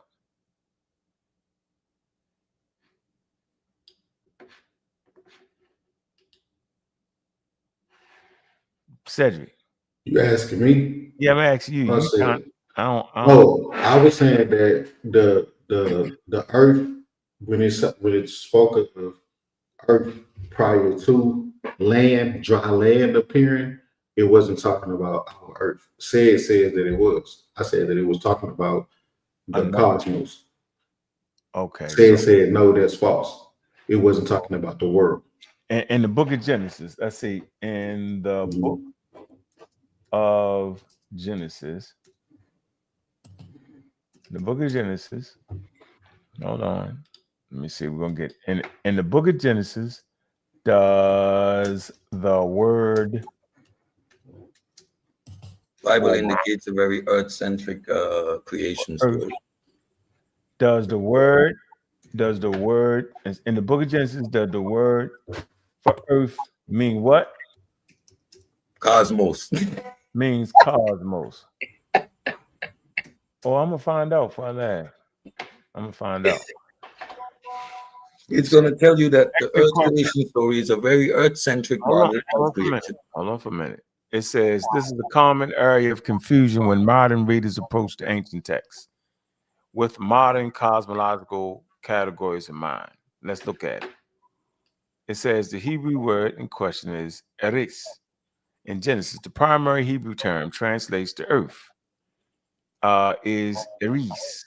The core semantic range of eris, land, ground, soil, gradual or territory land, the aspect of territory, the land of Egypt, Mizraim, the entire earth, dry land, in contrast to the heavens or the sea. It does not intentionally mean cosmos or universe. It usually refers to habitable land or terrestrial realm. Contrasted term, here's a term for shamarine. The pearl word often paired with eris is shamarine, heavens or sky in Genesis 1:1. In the beginning, God created the heavens, the shamarines, and the eris. Now, Hemi says that word eris don't mean earth. It's a this mergium, heavens and earth, in the ancient Semitic way, is saying everything or totality of ordered world, functionally equivalent to how we might say the universe in modern language, but linguistically, it is a pair of concrete realms, not an abstract term for cosmos. So let's go back over this again. Let me share my screen. Let's see what it's saying. We're going to come to the bottom of it. Hold on. Let me share my screen. 1 second. All right. So we can come to an agreement. Right? That's how we do it around here, yo. And do no running. All right. So can you see this, Hemi? Yeah, I see it. So it says the Hebrew word in question. We see that. The core semantic range. We read that. Now, it does not what? Intentionally mean cosmos or universe. All right. Now, watch this. The contrasted term, shimmering. Okay. All right. Heaven or sky. In the beginning, God created the heavens and the earth. Okay. The measurement of the heavens and the earth is an ancient semantic way of saying everything, the totality of the ordered world. functionally equivalent to how we might say universe. So they talking about that is meaning the universe. Let's come here. Ancient Near Eastern cosmology context. This is what we're looking for. We're looking for the cultural context. Any ancient society we talking about, we want to see what the hell, what they were saying. They say the cosmology reflected the early Hebrew thought was not heliocentric or modern cosmic in scope. All right. That it was not heliocentric. They did not know that the earth traveled around the sun. That's what it's saying. It was a three-tiered universe, okay? Common in ancient Near East. Heaven above, the dome of the firmament, the earth, the dry land, and the habitable realm, and the waters below the deep abyss. It's right here. Once again, the heaven is above, the dome, the firmament, right? Earth, the dry land, inhabited realm, water, okay, abyss. It says this conceptual world is consistent with the text from Genesis and parallels the Mesopotamian literature like Eni Mailich. When the heavens and the earth, the cosmos, although translated sometimes render heaven and earth in a way that's functioning like the cosmos in modern English, we must be careful. The original language does not contain a single abstract term for cosmos. The meaning emerges from the phrase, not from Iris itself. It's Iris alone never means cosmos. It means land or earth, as opposed to the sky or heaven. Scholarly consensus. Biblical scholar John Walters, Michael Heyscher, Mark Smith emphasizes Genesis. It says Genesis 1:1 does not usually technical vocabulary for the universe as we understand it today. Rather, it uses the ancient Near Eastern conceptual pair, heaven and earth, describing the total ordered world as preserved by the ancient Israelites.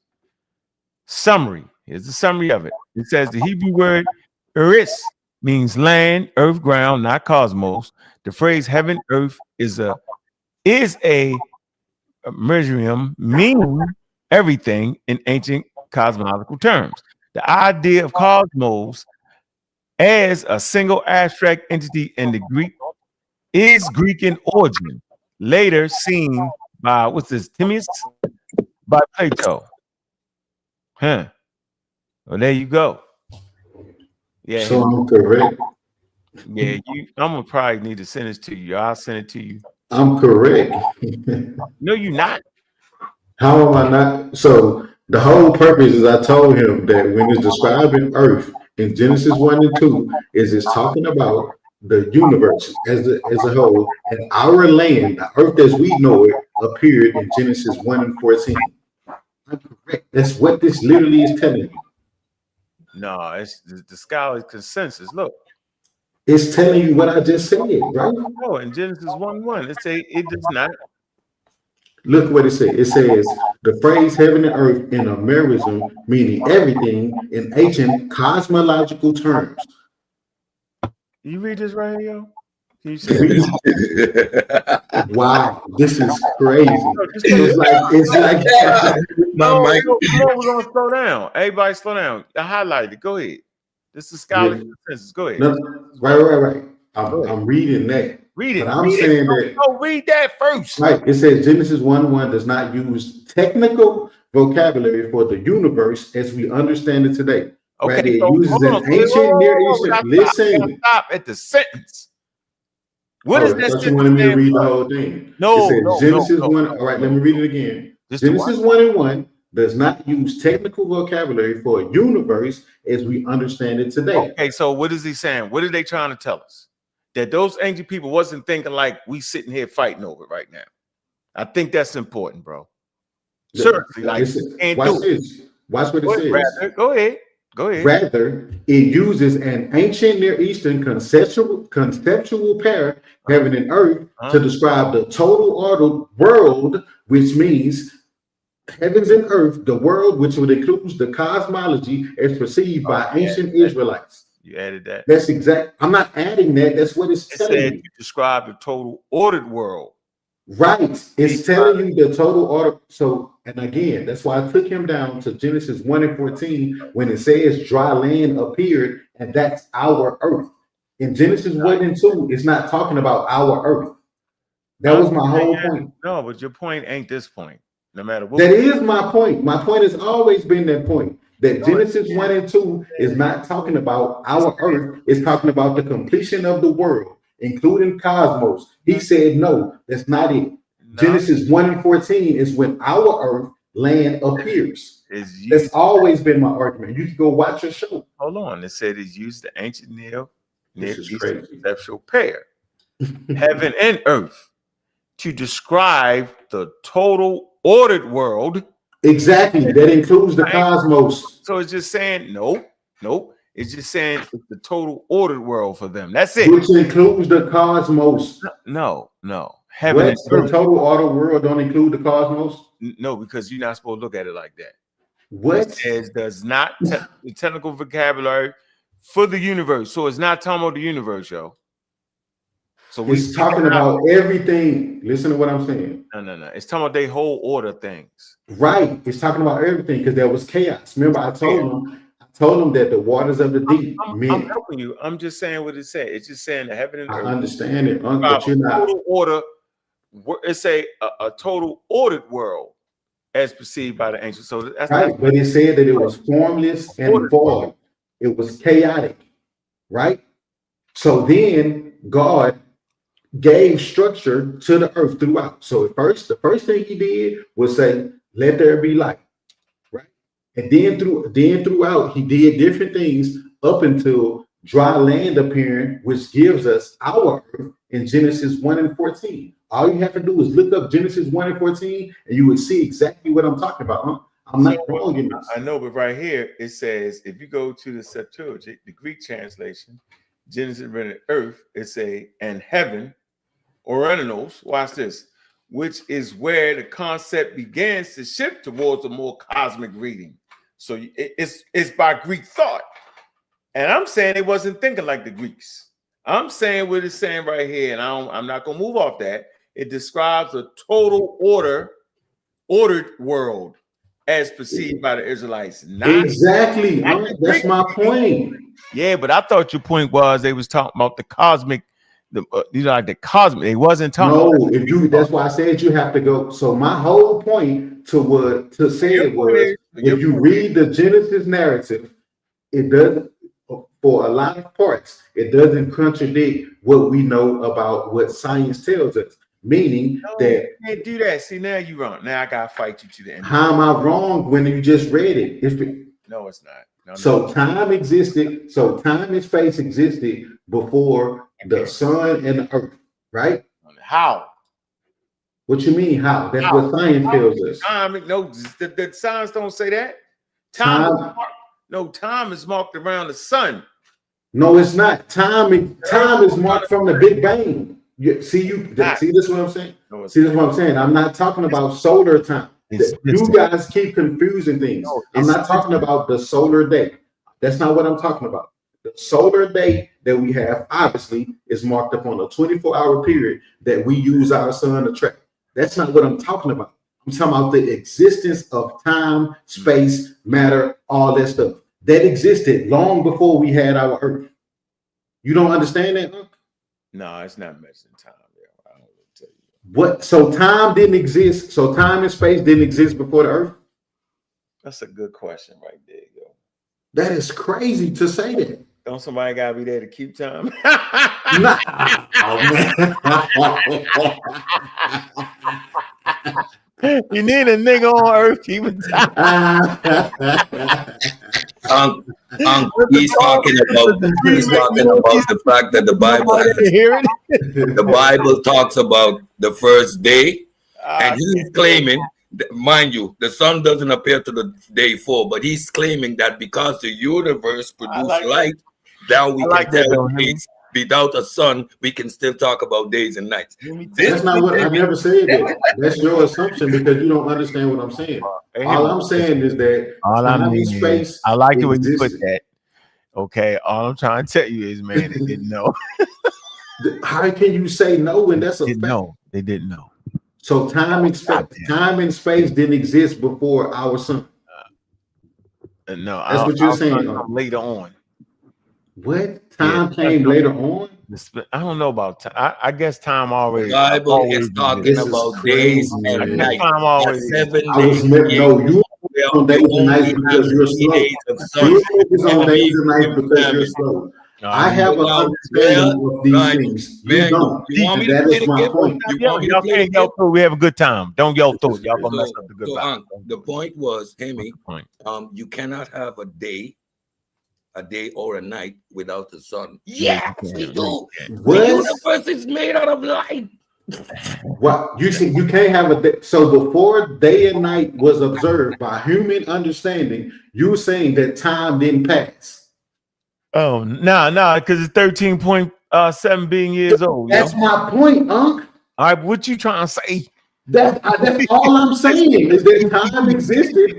We keep trying to track it about what we understand now as solar time because we use the sun. We talking about we talking about what the Hebrews understood. The Hebrews understood that because they clearly said that the sun came 4 days. They understood. Listen to what I'm saying. Telescope and told us. Listen to what I'm saying. The Whoever wrote Genesis understood that time existed before the sun because they said God created the sun on day 4, not day 1. Okay, yo, you done bust my head. I'm confused. Like, come on, man. Like, this is crazy. This is crazy. The Hebrews, the greatest. They had the James Webb telescope prior to the James Webb. Bro, they got 4 days, mind you, day and night. Day and night, which you require a sun to observe. Here's one of these. About 4 days. I understand that we observe day and night. The universe is space-time. We can tell 4 days without a sun. Just pause for a second. I understand that we observe day and night because we have the sun to track day and night. What I'm telling you is that time existed long before we was able to observe day and night. Yeah, we discover things. Yeah, we don't create them. It's gonna be. So we stumbled upon time. Time was already existing. How do you talk about a day and a night? We talking about the Hebrews, right? So clearly, why would they write?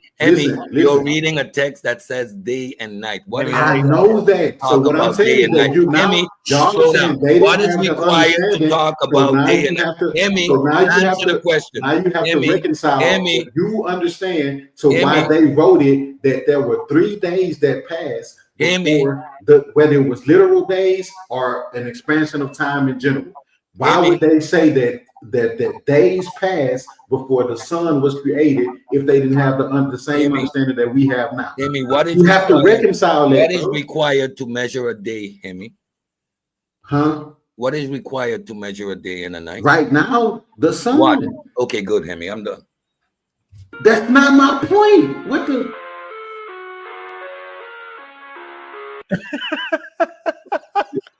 Like them Hebrews had musical instruments. But they all the credit they get. Genesis. So if you read Genesis 1, did they say days passed? You gotta stop this, man, Cedric. No, just answer this question. I can't answer. In the Genesis narrative, did they say days passed before God created the sun? Yes or no? Right. So that means they had that understanding that time existed before the sun. Yeah, they were saying that God created the heavens and the earth and the sun. They were saying that right, but they're saying that time passed, meaning days. So just like you just said, that's not hard to say. That's not hard to say. God created the sun. That's not. He created something before the sun. That's all they were saying. I'm saying more than that. Don't make it a high level. Why do people keep saying time on earth? I'm not talking about time on earth. The earth didn't come into play. Watch this.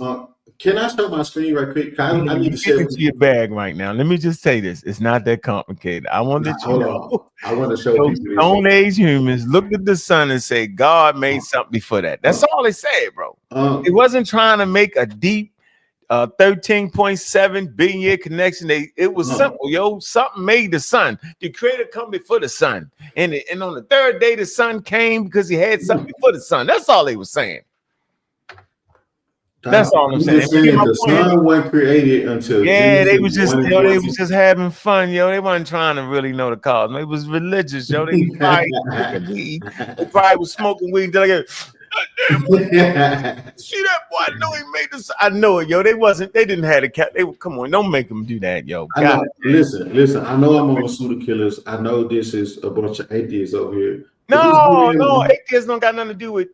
But it's about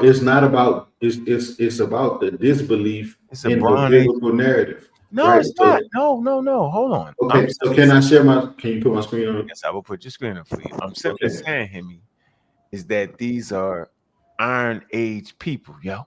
Right, but clearly they had an understanding of something. No, yes. So watch this. It says, all right, but hold on. Let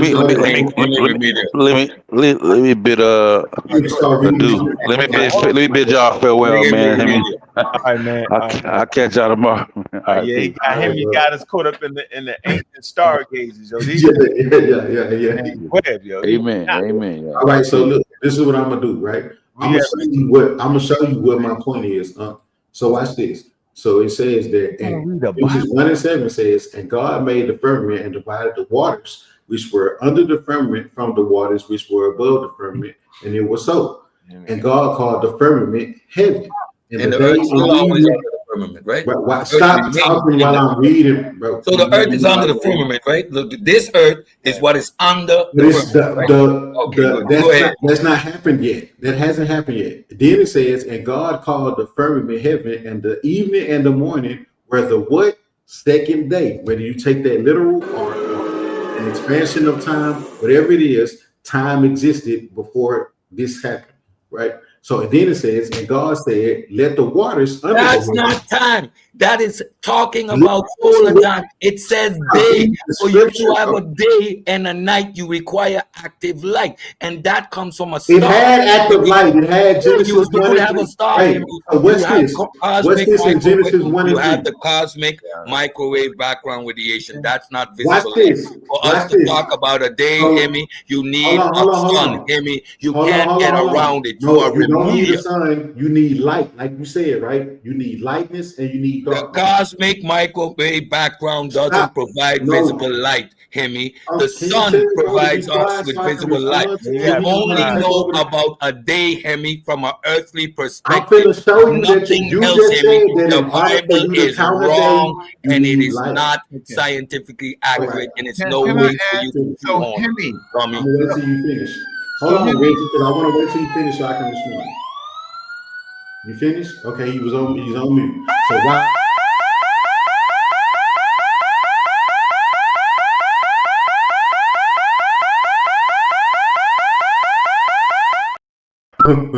There's a pseudo alert. Hemi said the ancient Hebrews had the James Webb telescope and understood radiation. All from said, and then I get to you. Alert. All right, go ahead. Let me deal with said, and I get to you. So we just heard it say, in order for a day and night to exist, there has to be what? Light and dark. No, it needs to have a sun because revolving around the sun day and night. The sun always emits the same light. Don't put words in my mouth. You're not capable of speaking for me, stupid nigga. Don't speak for me. They said you don't gotta yell. If you reminded anybody who's watching this on a post view, y'all will see that he didn't say sun at first. I said the sun. For you to have a day and night, you need light from the sun. The cosmic microwave background doesn't provide light, Hemi. The sun does. The sun, Hemi. The sun does, Hemi. If you call my name, I'm gonna cut you off if you take some dumb. No, don't cut him off. You got billions of Hemi. You got billions of suns. The suns don't. It's space. I'm not arguing for. It doesn't light up. The sun don't light up. Can I walk? The sun don't light up. It's gonna take me to get to Genesis 1. Do you know it's dark out in space, Joe? Did you know that with the sun there? Did you know it was dark? You can't tell me it's night from space, Hemi. You need a. I never said anything. You need a. Let that man talk. Now go ahead. This is the misunderstanding. And look at your face. Look at your face. It's from space. All right, go ahead. This is somebody's earthly perspective writing Genesis 1. Do we understand that? No, we don't, but keep going. They're not writing this from space. They're writing this from planet Earth. Okay. Do we understand that? Yes. Okay, so stop saying that you can't tell about day and time, day and night from space. That's a straw man argument. Nobody claimed that the writer of Genesis. Well, nobody inspired nobody divine book, just a human invention. Thank you very much. That's what we established. Thank you very much. I appreciate you agreeing with me. A human invention from a earthly perspective. No divine intervention, because God would have told them from a cosmic perspective. I know, yeah, it's crazy. Hemi, go. This is crazy. Right. Now again, this is what I'm saying. We need, man. Where you at? I'm going to walk you through it. Look, it says, this is Genesis 1 and 3. God said, let there be light. And there was light. Genesis 1 and 4. And God saw the light, that it was good. And God did what? Divided the light from the darkness. And God called the light what? Day. And the darkness he called night. No sun. Yes, because that light shone up the day. Man, It lit up the earth. You don't let this man get. No, we need to slow down on every sentence. You can disagree with finish, yo. Let the man finish. No, but we need to break down every sentence. He's gonna run away with it. He's gonna run away with it and make some wild ass conclusion. I know what I'm dealing with. Now, you just read that sentence, right? For you to get that perspective. Reggie, you're the moderator, Reggie. So look, it says that God called the light day, and the darkness he called night. Stop. And the evening and the morning were the first day. That's what it says. Dissect what that means. Analyze what that means. You don't care what it means. You don't care what it means. I'm saying I don't care. Don't care. The light from the sun. The sun doesn't do anything. The light doesn't go on and off, Hemi. Coming to lock you up. Say something about the sun. You keep mentioning the sun. The sun, you better run, Hemi. The police is coming. Hemi, you just said these people are writing. You just said they are writing from an earthly perspective. The only light that they can identify from the sun, Hemi, for God to split the day into night, it's because they're looking up at the sky, seeing the sun, and experiencing the darkness from night. That is from an earthly perspective, Hemi. Come on, Cedric. Come on, yo. Let this man. Then let him do what? I don't know. Just let him do whatever he's doing. Let him get it out. I'm about to be a Bible believer or something. So what I'm trying to show is that he keeps saying don't call my name, because if you call my name, I'll cut you off. Yeah, don't call his name. I said he. His name is he. So you ain't teaching him nothing because you are incapable of actually reading a third grade sentence. So don't say him. Preach, but you ain't preaching to me, because I'm gonna cut you off and correct you all night. You cut me off because you don't want to be cut. No, this is what we're gonna do. Said. So it says Genesis 1:5 says, and God called the light day, and the darkness he called night. So look, this is God. God saw the light, that it was good, and God had divided the light from the darkness. And God called the light day, and the darkness he called night. And the evening and the morning were the first what? Day. Okay? And God said, let there be a firmament in the midst of the waters, and let it divide the waters from the waters. And God made the firmament and divided the waters which were under the firmament from the waters which were above the firmament, and it was so. And what did he do? And God called the firmament heaven. And the evening and the morning were the what? Second day. Okay? No sun involved. And God said, let the waters under the heaven be gathered together unto one place, and let the dry land appear, and it was so. So this happens in Genesis 1:9, right? When he says, let the dry land, the waters be gathered into one place, and dry land appear. And then what did God do? He said, and God called the dry land earth, and the gathering together of the waters called he sees, and God saw that it was good. And God said, let the earth bring forth grass, the herb yielding seed, the fruit tree yielding fruit after his kind, whose seed is in itself upon the earth, and it was so. And the earth brought forth grass and herb yielding seed after his kind, and the tree yielding fruit, whose seed was in itself after his kind, and God saw that it was good. And guess what happened again? The evening and the morning were the third day. Again, time passed.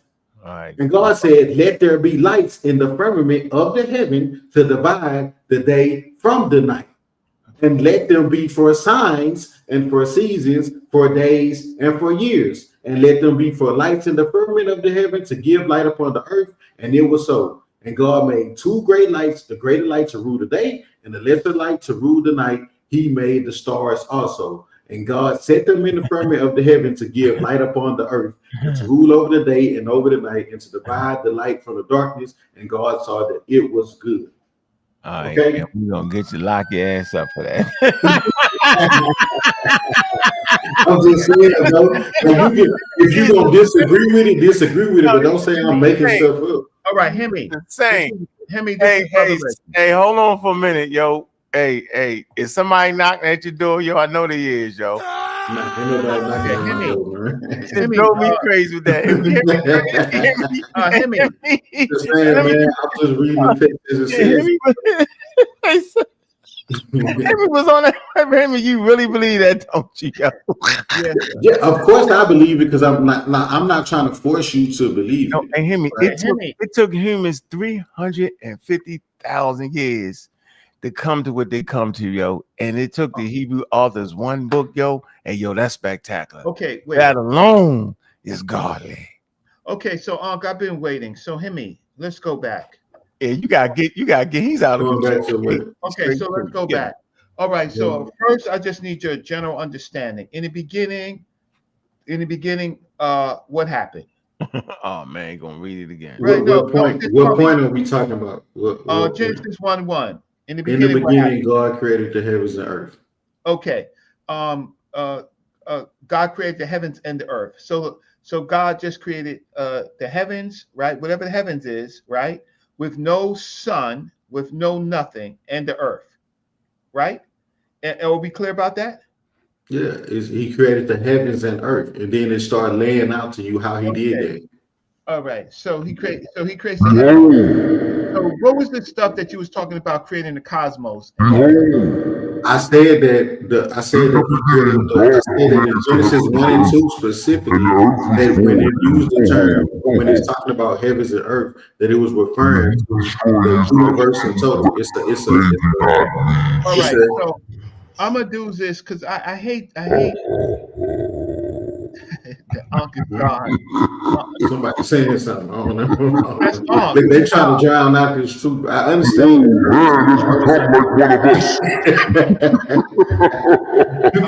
You y'all for all you want, but I'm not making this. Man, you is reading. I'm gonna be out of here. Now go ahead. Hemi, I'll let you get it off. You cannot say I ain't let you get that. No, I ain't saying that. I'll share my screen. Okay. So you're gonna fight them back with the Bible. Okay. Right. So it's easy. So Hemi, God did not create no cosmos. You funny, right? He did it. Watch this, right?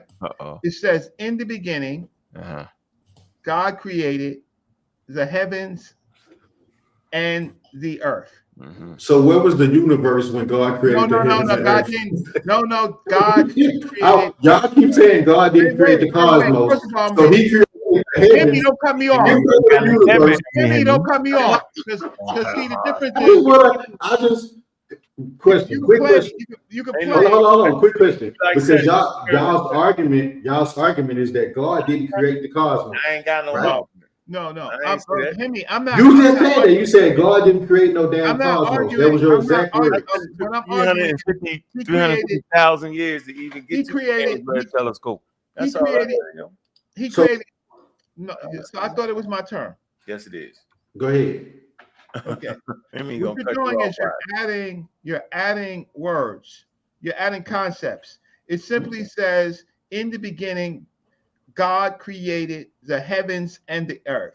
So then we have to find out what the heavens is. So that's simple. Now we're reading it from the Hebrews, right? So you would have to show me where there's a translation that the heavens means the cosmos, right? You would have to already. He's made wait, it up. Okay, right. So yes, he made that up. So now, but I was listening. So heavens don't mean cosmos. right? Earth So don't I mean was cosmos. No, he made it So God Okay, created no, the he added. heavens, which where He dwells, and He I'm created the talking. earth and Get split into over the talking. I universe.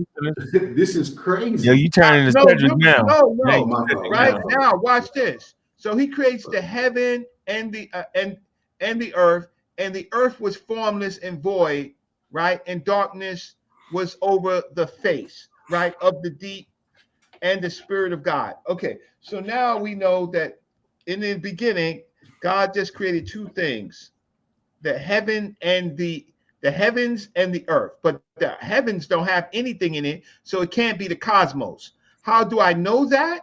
Because when you go to Genesis, the fourth day, that's when God creates the sun, the moon, and the stars, which is the cosmos. So God created just a blob earth and the heavens, which is a space for it, and then on the fourth day, you see it right here? On the fourth day, you're laughing at your own book, and I'm reading it in I'm Hebrew. laughing at you confirming my point. Right? So, no, what point am I creating? You said the cosmos. You said that the cosmos couldn't have been heaven. You said that the cosmos couldn't have been heaven. So that means that the earth would have been referred to as the cosmos when it was recreated. No, you're adding that in to try to survive. How? You just said that. God just created two things. Right, the heavens and the earth. Space. No, a space to put things in. No. That is the heavens. Reggie. So how do I know that? Because on the fourth day, did y'all not just hear him God say? populates the heavens with the sun, moons, and stars. What is that? So so where are the sun and moon and stars? That's on the fourth day. Where is the sun, moon, and stars? I said, not what day it was created on. Where is it? Let there be. Listen.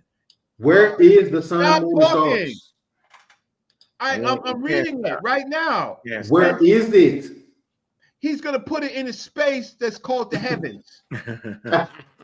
You just said there was nothing in the heavens. He's going to put it in a space right now. It's not the cosmos. It's not the universe. He created the earth. So the sun ain't in the universe. No, I'm laughing at you in your book. This is why you have me talking to these dudes, bro. This is what I be talking about, man. Hey, yo, you talking to me? What? Wait, hold on. No, I was talking to Ankh. I wasn't talking to you. What's your last? I wasn't talking to you. I was talking to Ankh. This belongs to you, Ankh. You're a pseudo killer and a god killer. Scientific literacy all day. What is this? I have great reading comprehension. I have great education. I said that the heavens is a place where he would drop the sun, moon, the sun and the moon and the rest of the planets. Where is that? Where if it's Earth, then where is that? What you be doing over there? Nothing. He created Earth and a space, and that's what is space? The space is an empty place that he will later. What would you refer to that space as? What is space as we know it? In this case, the dumb God created an empty space, the earth and an bro. Empty space. This is what I'm saying. You trying to sound smart, and you know you're cooked. This is what I'm talking about, bro. Actually You're saying that the suns and the stars and you see why I disrespect God about this boy. You see why I talk the way I talk. He's remedial and disrespectful. He's ignorant and arrogant. This boy sometimes too. God created an empty space. Right here, it's called the heavens, because nothing is the in heavens it are the heavens, the 4th day. Hemi. Yeah. Nothing is in the space until you go to the 4th day. In the 4th day, that's when he drops shit into the empty space and said, God, let there be lights in the firmament of heavens to divide between the day, between the night, right? And let there be the season. Let them be for signs and seasons for days and years, and let them be for lights in the firmament of the heavens to shine upon the earth. So there's light now, right? There's light, right? Okay, but he didn't attribute that. We don't know what that light is, but we know that there's light. Then it says the earth, and it was so, and made God two Damn it. Slow down, bro. Slow down. I clicked something. We slow down. I clicked something. Right? God came and got you, boy. No. God can only make the screen jump. That's all it can do. Slow down, bro. Slow down so you can keep up with yourself. Right. It's right there, Reggie. Okay, so right there it says, and starting from here, the earth, and it was so, and made God two lights, great, right? Why you reading it, right? The light greater, right? To rule the day. So he just created something called the light, right? And to separate the darkness, and the light lesser. He created two lights to rule the night, right? No, he created two lights, one to rule the day and one to rule the night. And he made the stars, great, and set them, right? And set them. So now in that empty space now he creates stars, and he puts it in what you call the heavens. God in the firmament of the heavens to shine upon the earth, and to rule over the day, over the night, and to divide between the light. So he created the light first, and then he put the light to the stars and put that in that void, which was heaven, right? And between the darkness, and saw God, and God saw that it was good, and there was evening, and then there was day, morning on the fourth day. So what I'm trying to say is that God just created the earth, just the earth. And he created a space that he will later put the stars and the moons and the cosmos in, right? Later, but that's on the fourth day. On the first day, it was just the earth and a space to put the other things into it. Then he created this concept called light, and then he attributed that light, right? He created two lights, one for the day and one for the night. And then the stupid God, right? Then he creates this concept called the stars, and the stars go into the night sky for that particular light, and for the day there's another light. So all I was trying to say is that the next time that you come on with the Bible, you come with Genesis. The next time that you come, you show us the Hebrew, right? Don't show us no King James slave version. Show us the original Hebrew. That's all I ask. Okay, I'm glad you said that. So if I may, can you share my screen, please? One last share screen. This is the last time, I promise. What's going on, Mr. Courtney? So watch this. So scope. Watch this. This is gonna topical lexicon. So this is explaining what erect means, right? So this is what it's saying. Scope of meaning and semantic range can designate the physical planet, the inhabitable world, national territory, soil or ground, and even the realm of the dead as poetic parallel to dust or Sheol. Context determines whether the term is best rendered earth, land, or ground, yet each nuance retains the idea of a divinely created, ordered domain under God's sovereign rule. Watch this. Occurrences and distribution in Scripture. With roughly 2,503 appearances, erects is woven into every genre of the Old Testament. Genesis to Malachi employed the word to speak of cosmic origins, covenant possession, moral accountability, eschatological renewal, daily agriculture, royal geopolitics, and personal burial plots. Its frequency underscores how essential cosmic origins of the earth. Yes, God made it. Cosmic origins of the earth. Does that imply that Eretz ever meant cosmic? Man, you listen, boy. You need to sit down and so what is the hold on. So you're saying that what's the cosmic origins mean? Cosmic origin. Out of nothing, God said, "Boop, let there be light." Cosmic origins of the earth. origins of something. It's not saying that that is what it is. You can't read. You are remedial. I keep telling you, you cannot read. You are dumb as rocks. I keep telling you to your face, and you keep proving it. You cannot read. What did I say wrong? I didn't even say anything. All I did was read it, and you started fighting against what I read.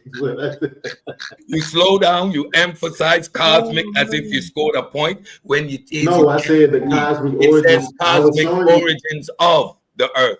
The cosmic origins of the earth. So slowing down on cosmic as if it is implying that it's cosmic illustrates your fucking illiterate what does the cosmic origins of the earth You're mean? a dummy.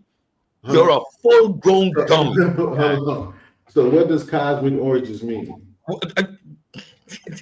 I'm done. Explain that to me, Sid. Explain that to me, Sid. Explain it, Cedric. What is the cosmic order? God pooped it out of nothing. God pooped the earth out of the cosmic, the nothingness, but he pooped it out of nothingness. And where did the earth come from? The cosmic. Does that mean that this here says that the earth is cosmic? You would need to be illiterate to assume that out of the text. What you just read is the origin. You're slowing down on cosmic as if you scored a point. Only highlights what I continuously keep saying. You can't read, dummy. Y'all was able to use. Okay, I'm done. You're right. This is out. Put that up. Can you please put that up, please? Because I was able to use AI. I just want to use AI one time. It's yours. Yeah. So it says cosmic origins refer to the scientific study of the beginning of the universe, focusing on the Big Bang theory and the subsequent formation and the evolution. Okay, so that means the Bible is out to the conversation. And the Say not talking about the Bible. Hold on. Say, but you said cosmic. We're not talking about no biblical text at this moment. Shut up, you dummy. I'm talking about what cosmic origins refer to. Don't read any no name calling. Come on, man. I'm talking about what cosmic origins refer to. Take from these clowns, they're gonna get it all from me. Each one of them gonna meet them. No, but we ain't gonna be a good show. We want to have a show. I'm talking about what cosmic origins refer to. It's over. No, just get them. Read that. It's not talking about any biblical narrative. No, but the words using them, they are anachronistic to your text. You are superimposing modern science on your biblical narrative. Man, you are illustrating your ignorance, man. You know damn well God can just, let me see. I don't know the hell wrong with you, Cedric. Look, man, it took us 350,000 years to come up with the James Webb telescope, yo. It took the Bronze Age Hebrews one verse, yo, to get it right. You gotta let them have it. Hold on. So it says the cosmic origins of the earth trace back to the formation of the solar system.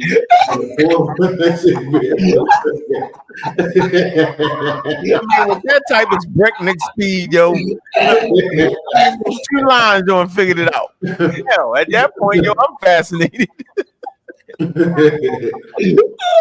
My boy started to talk about bass banging, bro, and you referred that to the Bible. You stop. You. No, but you. So how out of your depth?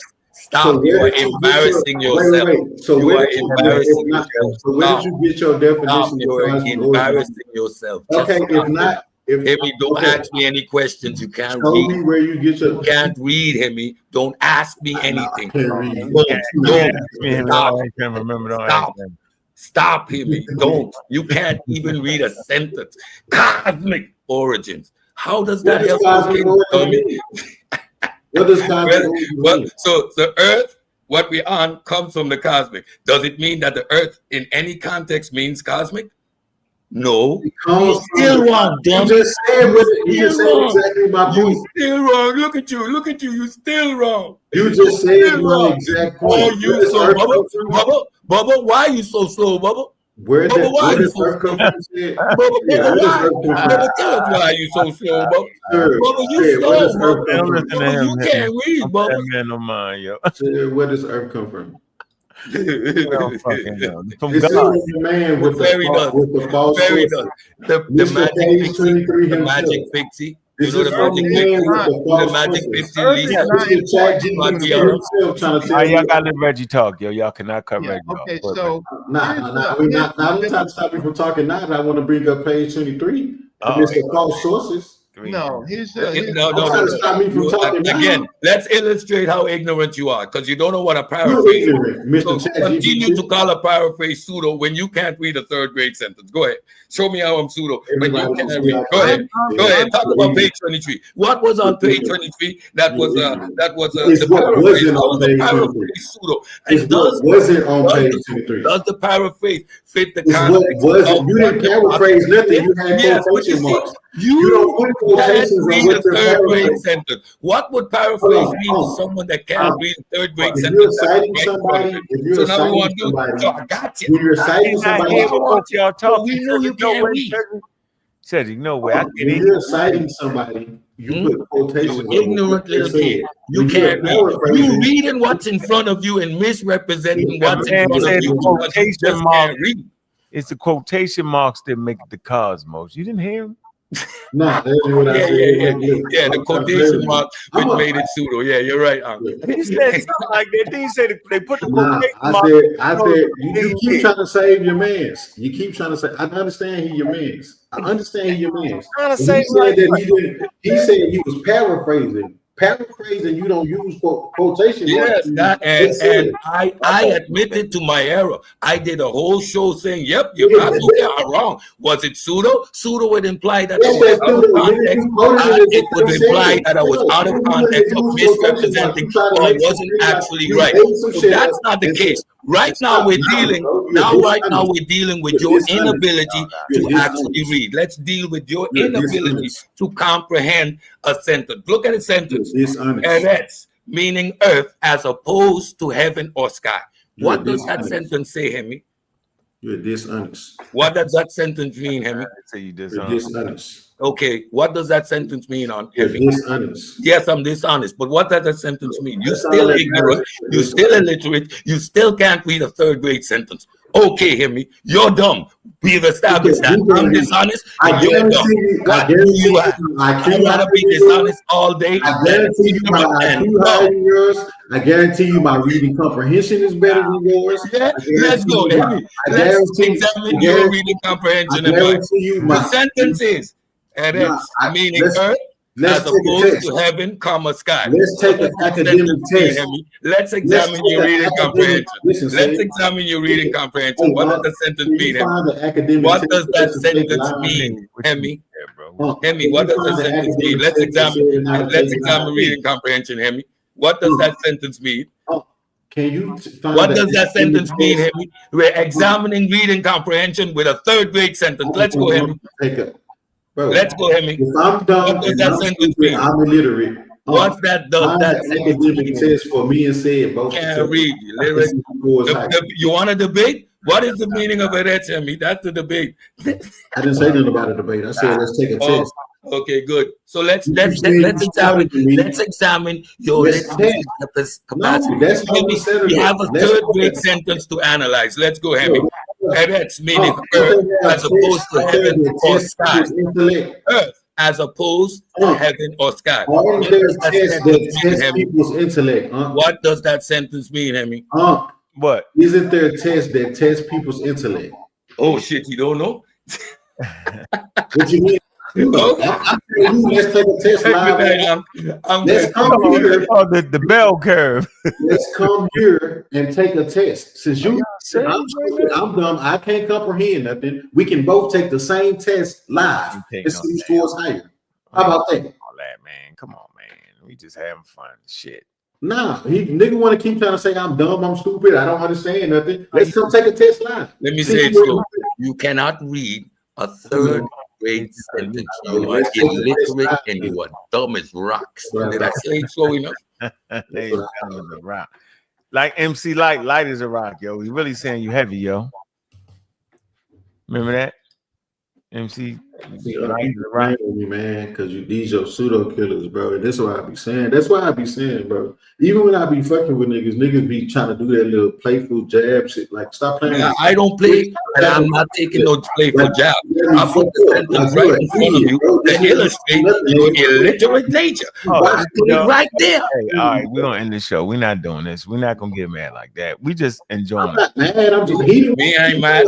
I'm gonna say it over and over. I don't need to be mad. You know what I'm saying? Illiterate, a third grade sentence to be demonstrated live tonight. He can't read.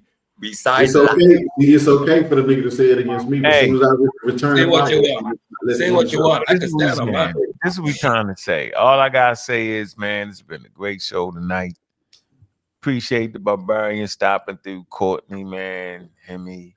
Clip 2. Watch the clip of show tomorrow. It's gonna be more fun. They're gonna clip them show tomorrow. We're gonna get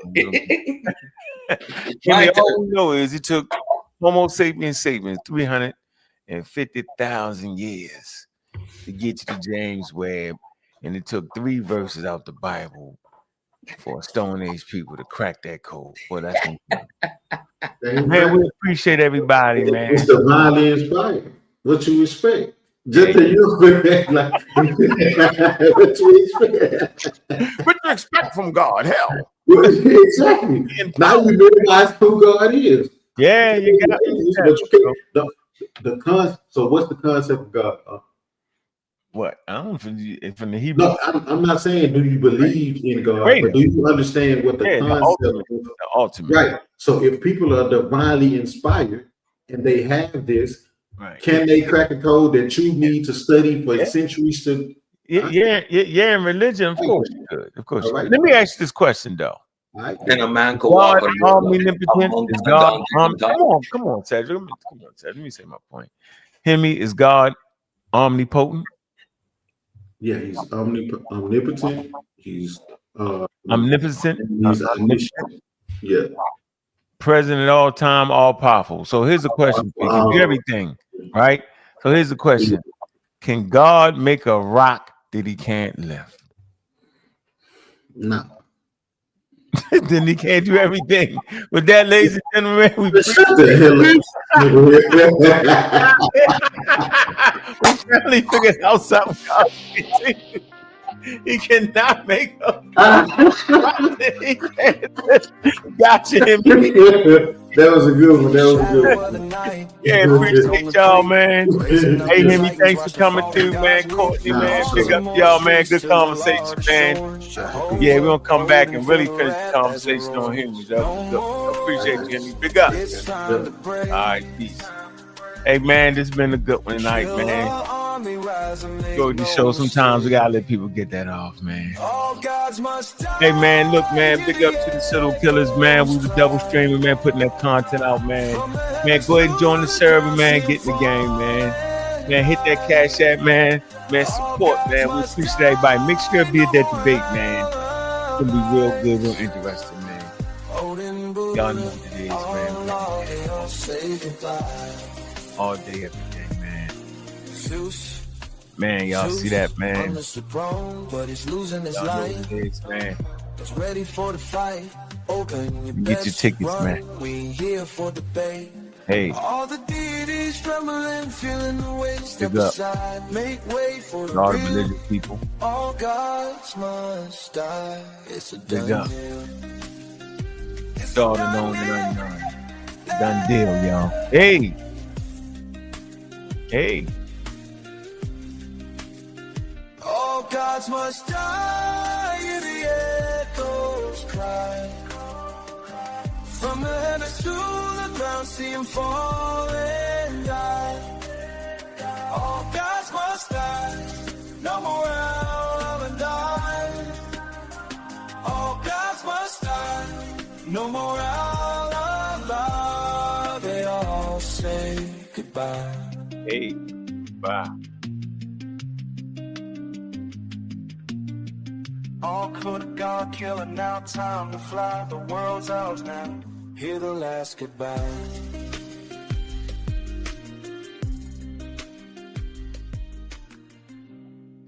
Hey, man, look, man, I'm your host, man. Bobby Banger. And with that, We out.